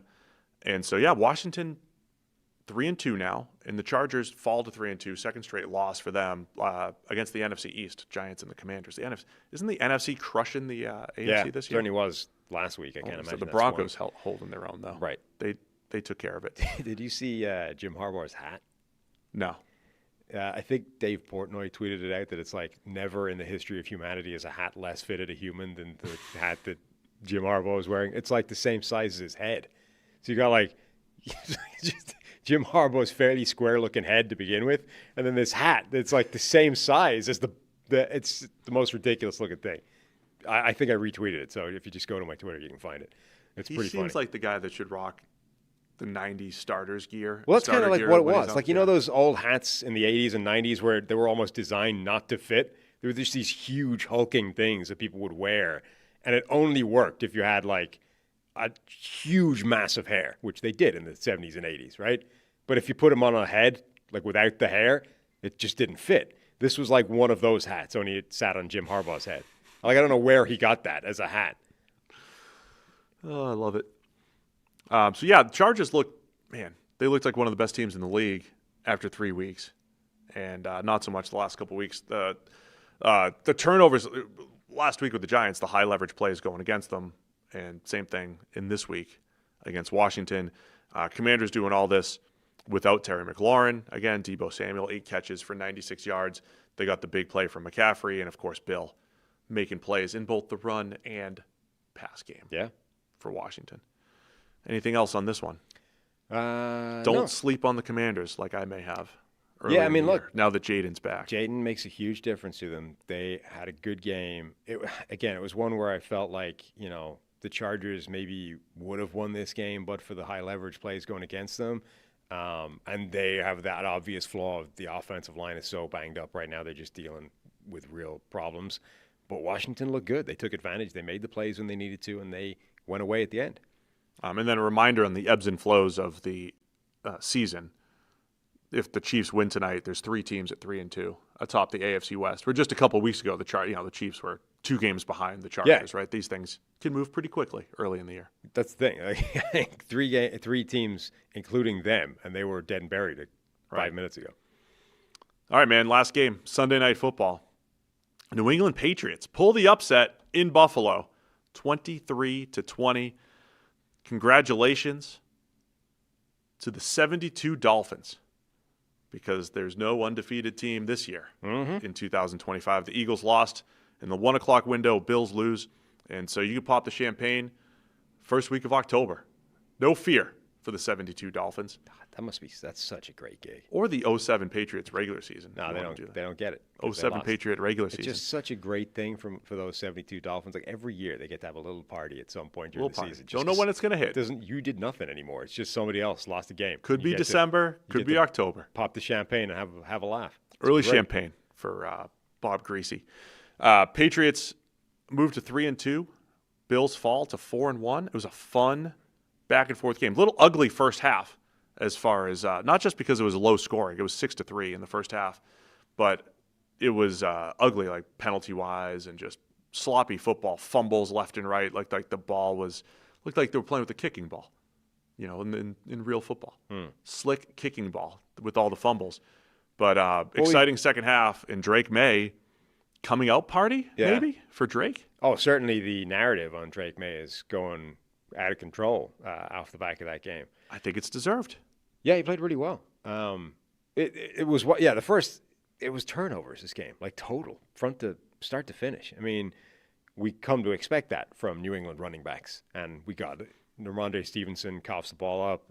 Antonio Gibson coughs the ball up on his way to being injured, and unfortunately that looked pretty serious based off his reaction.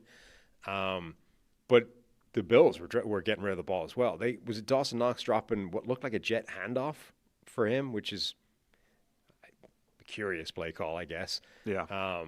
That's the first turnover. Then Ramondre gives it right back. Then the Bills give it back again with Keon Coleman catching and fumbling the ball. And that sets them up like instant red zone for the Patriots. Robert Spillane stripped the ball there. That was a really nice defensive play. So they're like between turnovers and some pretty good defense, it's a really low-scoring game in the first half. And you're like, well, eventually Buffalo will get it together and they won't turn the ball over as many times. And if and when that happens, you would assume they win.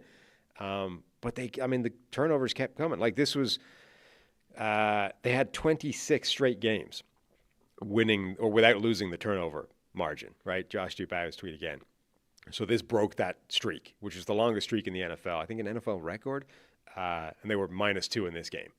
And that, -2 is enough to get you within range of a team like New England. What you described, right? So New England at the end of the half, they have this interesting sequence. It's 3-3. It's low scoring because of all these turnovers and everything.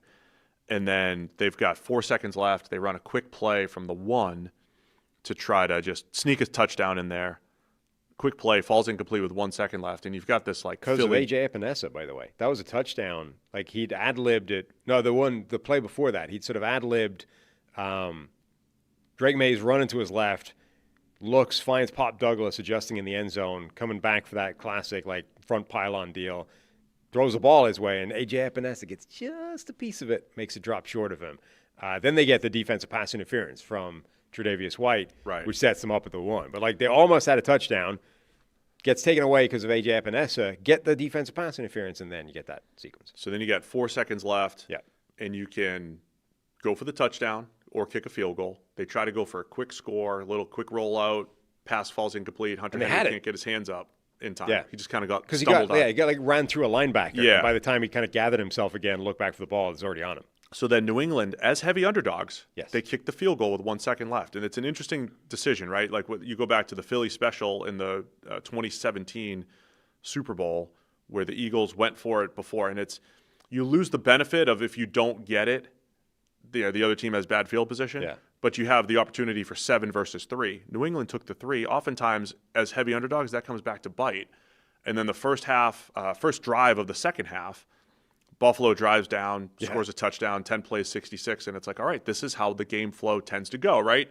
The underdogs hanging in there, and then the better team pulls away and starts to play to their capabilities. But New England answered with a touchdown of their own. I thought that was one of the turning points in the game. It's why those the aggressive go for the touchdown things are so powerful, because you're like, you go, oh, no, the vibes are still great, getting a field goal, going in with the lead up 6-3 against this Buffalo team. You're like, yeah, but that's erased immediately. Like if one drive, 10-play, whatever it was, drive for the Bills, and suddenly it's 10-6. And you're like, well, we did nothing then in the first half. It was all a waste of time. Whereas if you went for the touchdown again and got it, well, now suddenly, you're at least, it looks better, right? You've got more margin for error. But yeah, the more impressive in the second half, the Patriots were really good outside of the stupid penalties that they kept committing, which were honestly keeping Buffalo in the game. So it was 13-6 Buffalo. Patriots drive down. They score the touchdown. So they're just hanging in there. So Buffalo drives back. All right, it's 13-10. We're going to start going back and forth. Josh Allen throw into double coverage, intercepted, and then New England goes up 20-10 with a touchdown of their own. That was one of the turning points in the game. Buffalo, I assume they lost the turnover battle in this one? Yeah, -2. Yeah. First time they've lost the turnover battle since the 90s. Just don't do that. You should never do that. You should choose to win the turnover battle. You'll win most of your games. But yeah, Josh Allen played well again. Some great half scramble, late throws. I mean, just did a lot of cool Josh Allen stuff. But that interception ended up being pretty huge. And again, you keep thinking, all right, they'll have opportunities to come back, and it wasn't in this game. New England's defense cracked down, made some big plays. Yeah, New England's defense made some big plays, and then Drake May made a few really key plays. Stephon Diggs was fantastic in the game. Just did a really good job of being open for his quarterback, which sounds, stupid and simple. But, some of the things he was doing, you're sort of watching the plays, and he's not really doing that much here. He's just being in the right place. The one scramble drill that he had. That was a great play, both sides, for him, for Diggs, and for Drake May. So so then Drake May made some fantastic throws. I thought early on he was pressing. I thought early on you saw him he scrambled into 2 sacks, at least one. Yeah. But scrambled into 2. I was upset at the Next Gen Stats graphic that said Will Campbell had given up a half sack because they were not adding the proper context. Drake May had a clean pocket. Will Campbell was blocking his guy. May tried to escape, and then they just closed the rush lane, and that's not. Yeah, his man tackled the quarterback. Yeah, the guy that Will Campbell was blocking, was it Bosa? Tackled Drake May. He did not give up that sack. That was May running into it. My point is, second half, though, May started to make some throws. Big pass over the middle to Hunter Henry. Beautiful touch. That may have been in the first half. But the final drive. Yes. Drake May. Signature drive. It's 2020. You got just outside of the 2-minute warning. In the very first play, they roll him out. Play should be dead. Bills play the rollout great. They've got Drake May. He's getting tackled, and he just barely gets the pass off. Completed, run after the catch, gets you a first down.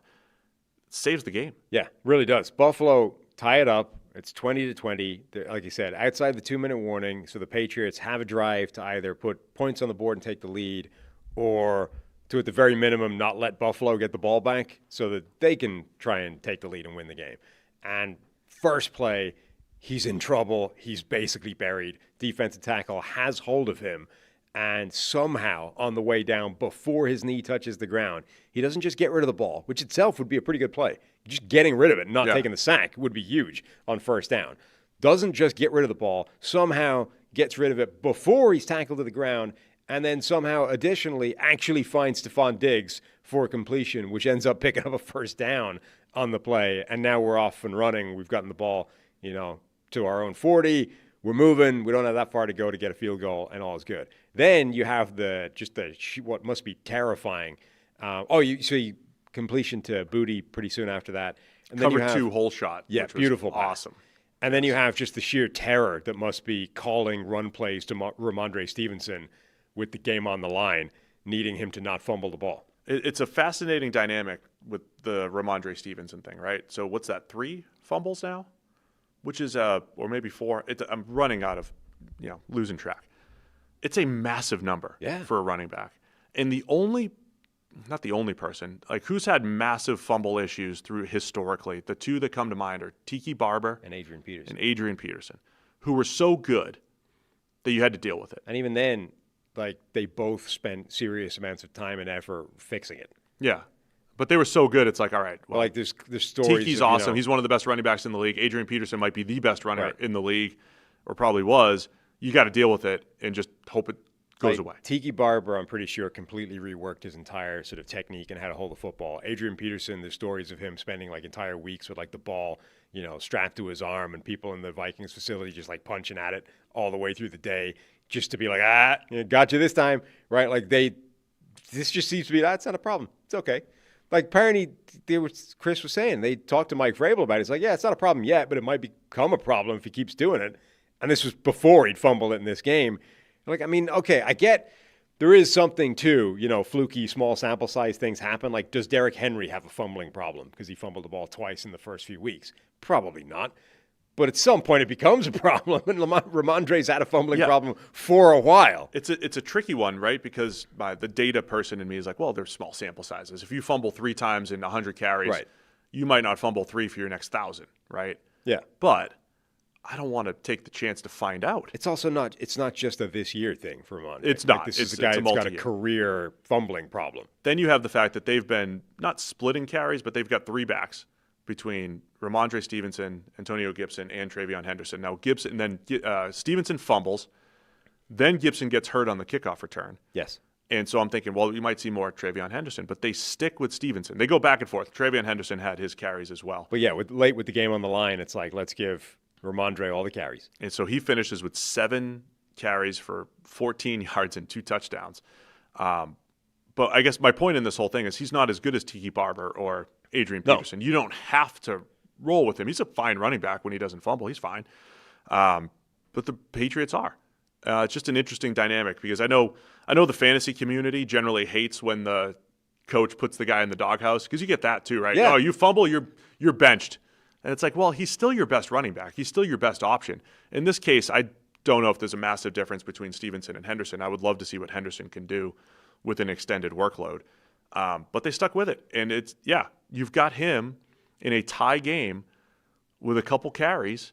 And obviously he held onto the ball, but it's a bold move by Vrabel sticking with him in crunch time. It is. I mean, Stevenson now has 17 career fumbles in 744 attempts, right? Derrick Henry has 23 career fumbles in 2,419 attempts, and 3 of them have come this year.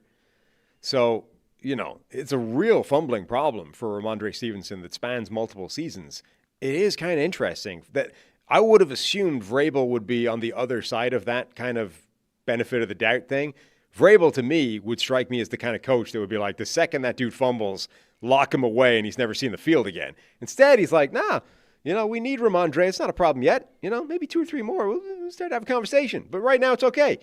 You're like, I don't know. Especially when, the Patriots do this with every team now 5 weeks in. You're 1 play away from being 4-1 or 2 plays away from being 5-0 in Denver's case. But, man, the Patriots could easily be 4-1. Ramondre Stevenson fumbling on the way into the end zone against the Steelers. So it's that serious. But, man, they stuck with him. And they kicked the game-winning field goal. It was a fantastic drive by May. Those 2 throws set it up. The previous scoring drive that they had too, the scramble drill pass to Stephon Diggs where May rolled out. There were some outstanding throws from Drake May in this game. There were. Just on that final drive, genuinely a signature drive for him. You've got the first play we talked about where he turns a dead play, and not just a dead play, but like a negative play. If he gets sacked and they lose 6 yards or whatever on that play, that drive is probably going nowhere. So you're not taking the lead, and you're probably giving Buffalo the chance to take the lead with Josh Allen, the quarterback, at home, the whiteout, blah, blah, blah. So he saves that. Second play, the Hulk shot you talked about, absolute dime, fires it in, needs the arm velocity to get it in there to Diggs. Huge play. And then right at the death, 3rd and 5 from the Buffalo 34. Time's ticking down. You want the field goal. You also want to take all the time off the clock. And he's in trouble again. The one thing he can't do is throw the ball away because it stops the clock, right? So he has the presence of mind to realize, I'm in trouble. I need to get back to the line of scrimmage because I can't throw the ball away. And he does that, takes a 0-yard sack, and he's kind of coming to the sideline. And Vrabel's like, no, that's good. Yeah. Like, the worst thing you could have done was throw the ball away. And I thought he was trying to find somebody for a touchdown. Right. That would have been great. But, but he has the presence of mind not to just throw the ball away, which in every other play is exactly what you want the quarterback to do, right? Realize the play's dead, throw it away, live to fight another day.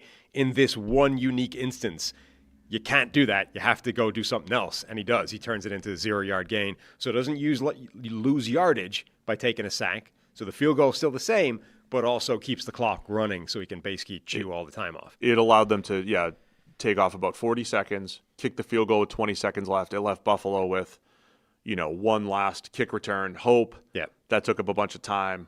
Then they got you think, all right, well, Josh Allen can still hit one big throw. Maybe you run up and spike it. They were low on time, but they had a penalty on their first play. But those are three plays on that last drive. Huge. That were all massive. So I thought, it was a huge game for May, who'd been playing well this year. Had already been playing well. I think they're doing a good job of setting him up for success, and then he made big-time throws. He hadn't had to make a ton of big-time throws so far this year. But Hunter Henry over the middle, scramble drill to Diggs, cover 2 hole shot. He made some huge throws in this game. I think from a Buffalo perspective, I think you're looking at, obviously, the turnovers, which you don't normally have. Yeah. The turnovers, pre-snap penalties, there was just a lot of sloppiness on Buffalo's end. I think New England did a pretty good job on James Cook, bottling up the run game, which had been really effective for Buffalo. I thought other than that, the offense was fine for the Bills, right? You take away some of the mistakes, they were moving the ball. Dalton Kincaid had an awesome game. I love watching Kincaid play this year. Seems like not necessarily maybe a breakout year for Kincaid, but I just think you could have more games where he is heavily relied upon. He had 6 catches for 108. And the Buffalo strategy of spreading the ball around versus high volume to Stephon Diggs, it was interesting seeing those opposing each other in this game. Diggs was unbelievable in this, 10 for 146, where Buffalo's the everybody eats philosophy, as they were saying on the broadcast, which has worked fine. But I think it was the turnovers were the big story in this game. Absolutely. The Bills are now 0-2 against Stephon Diggs since trading him away. Wow. Diggs is a good pickup. He's over 100 yards for the second straight week, coming off the injury last year, and no one else wanted him. And New England was desperate for a receiver. Mm-hmm. And in a game like this, you see why. Because if you didn't have Stephon Diggs, it's all right, we need more from Kayshon Boutte and the tight ends, and we've got to throw the backs out of the backfield. And they've had games like that.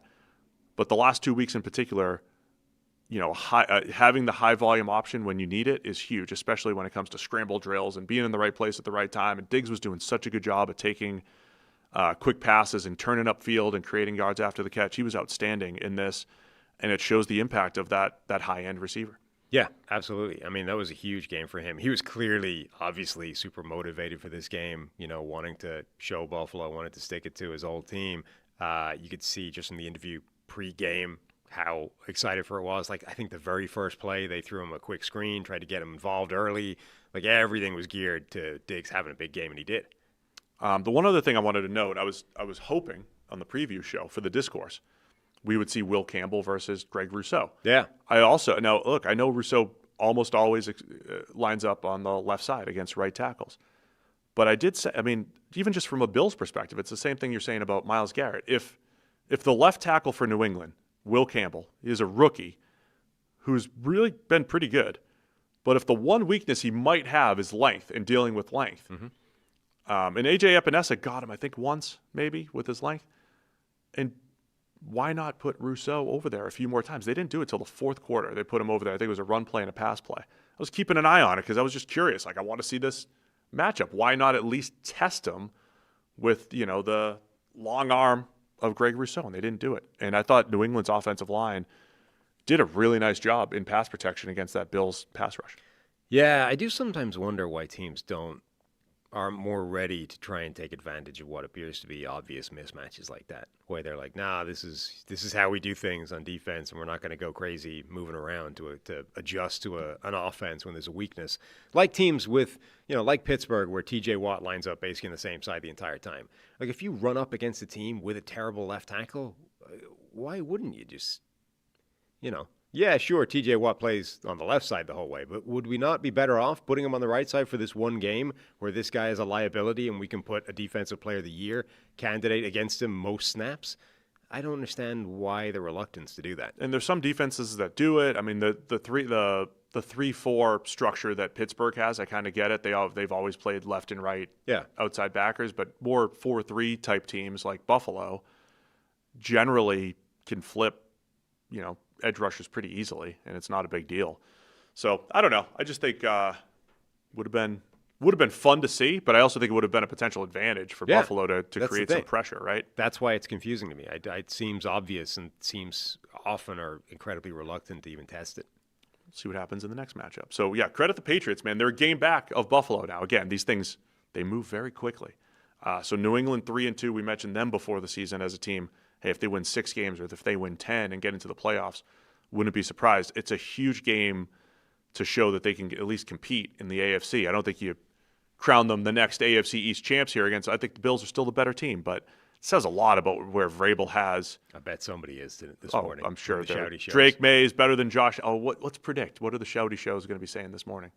Josh Allen's always been overrated.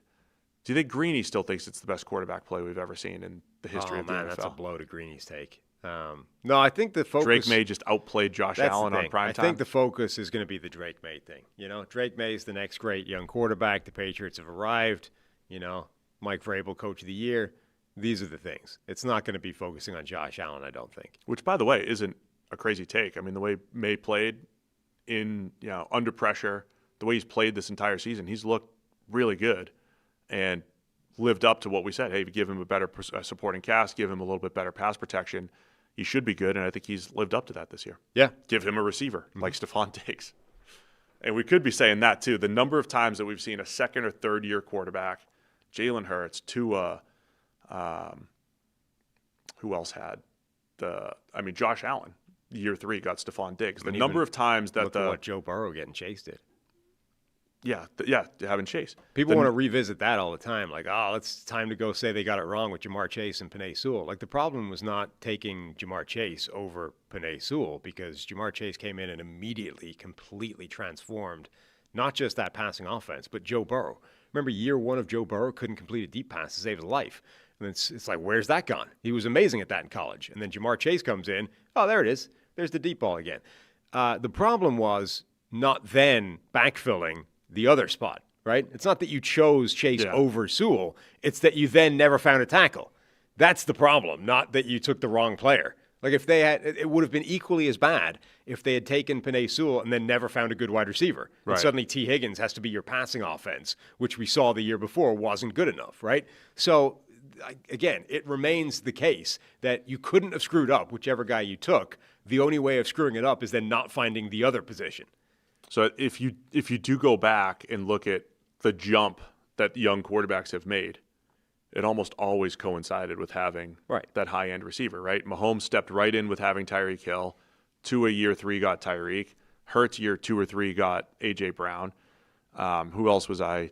Josh Allen got Stephon Diggs in year 3 during his breakout. So here's May with Stephon Diggs in year 2. Yeah. Anyway. Good show, man. Just over 3 hours. Perfect. 2 teams on bye. We did it. Happy anniversary to Kelly, my wife. Yeah. It's anniversary day here. 13 years. Nice. Is it 13? Yeah.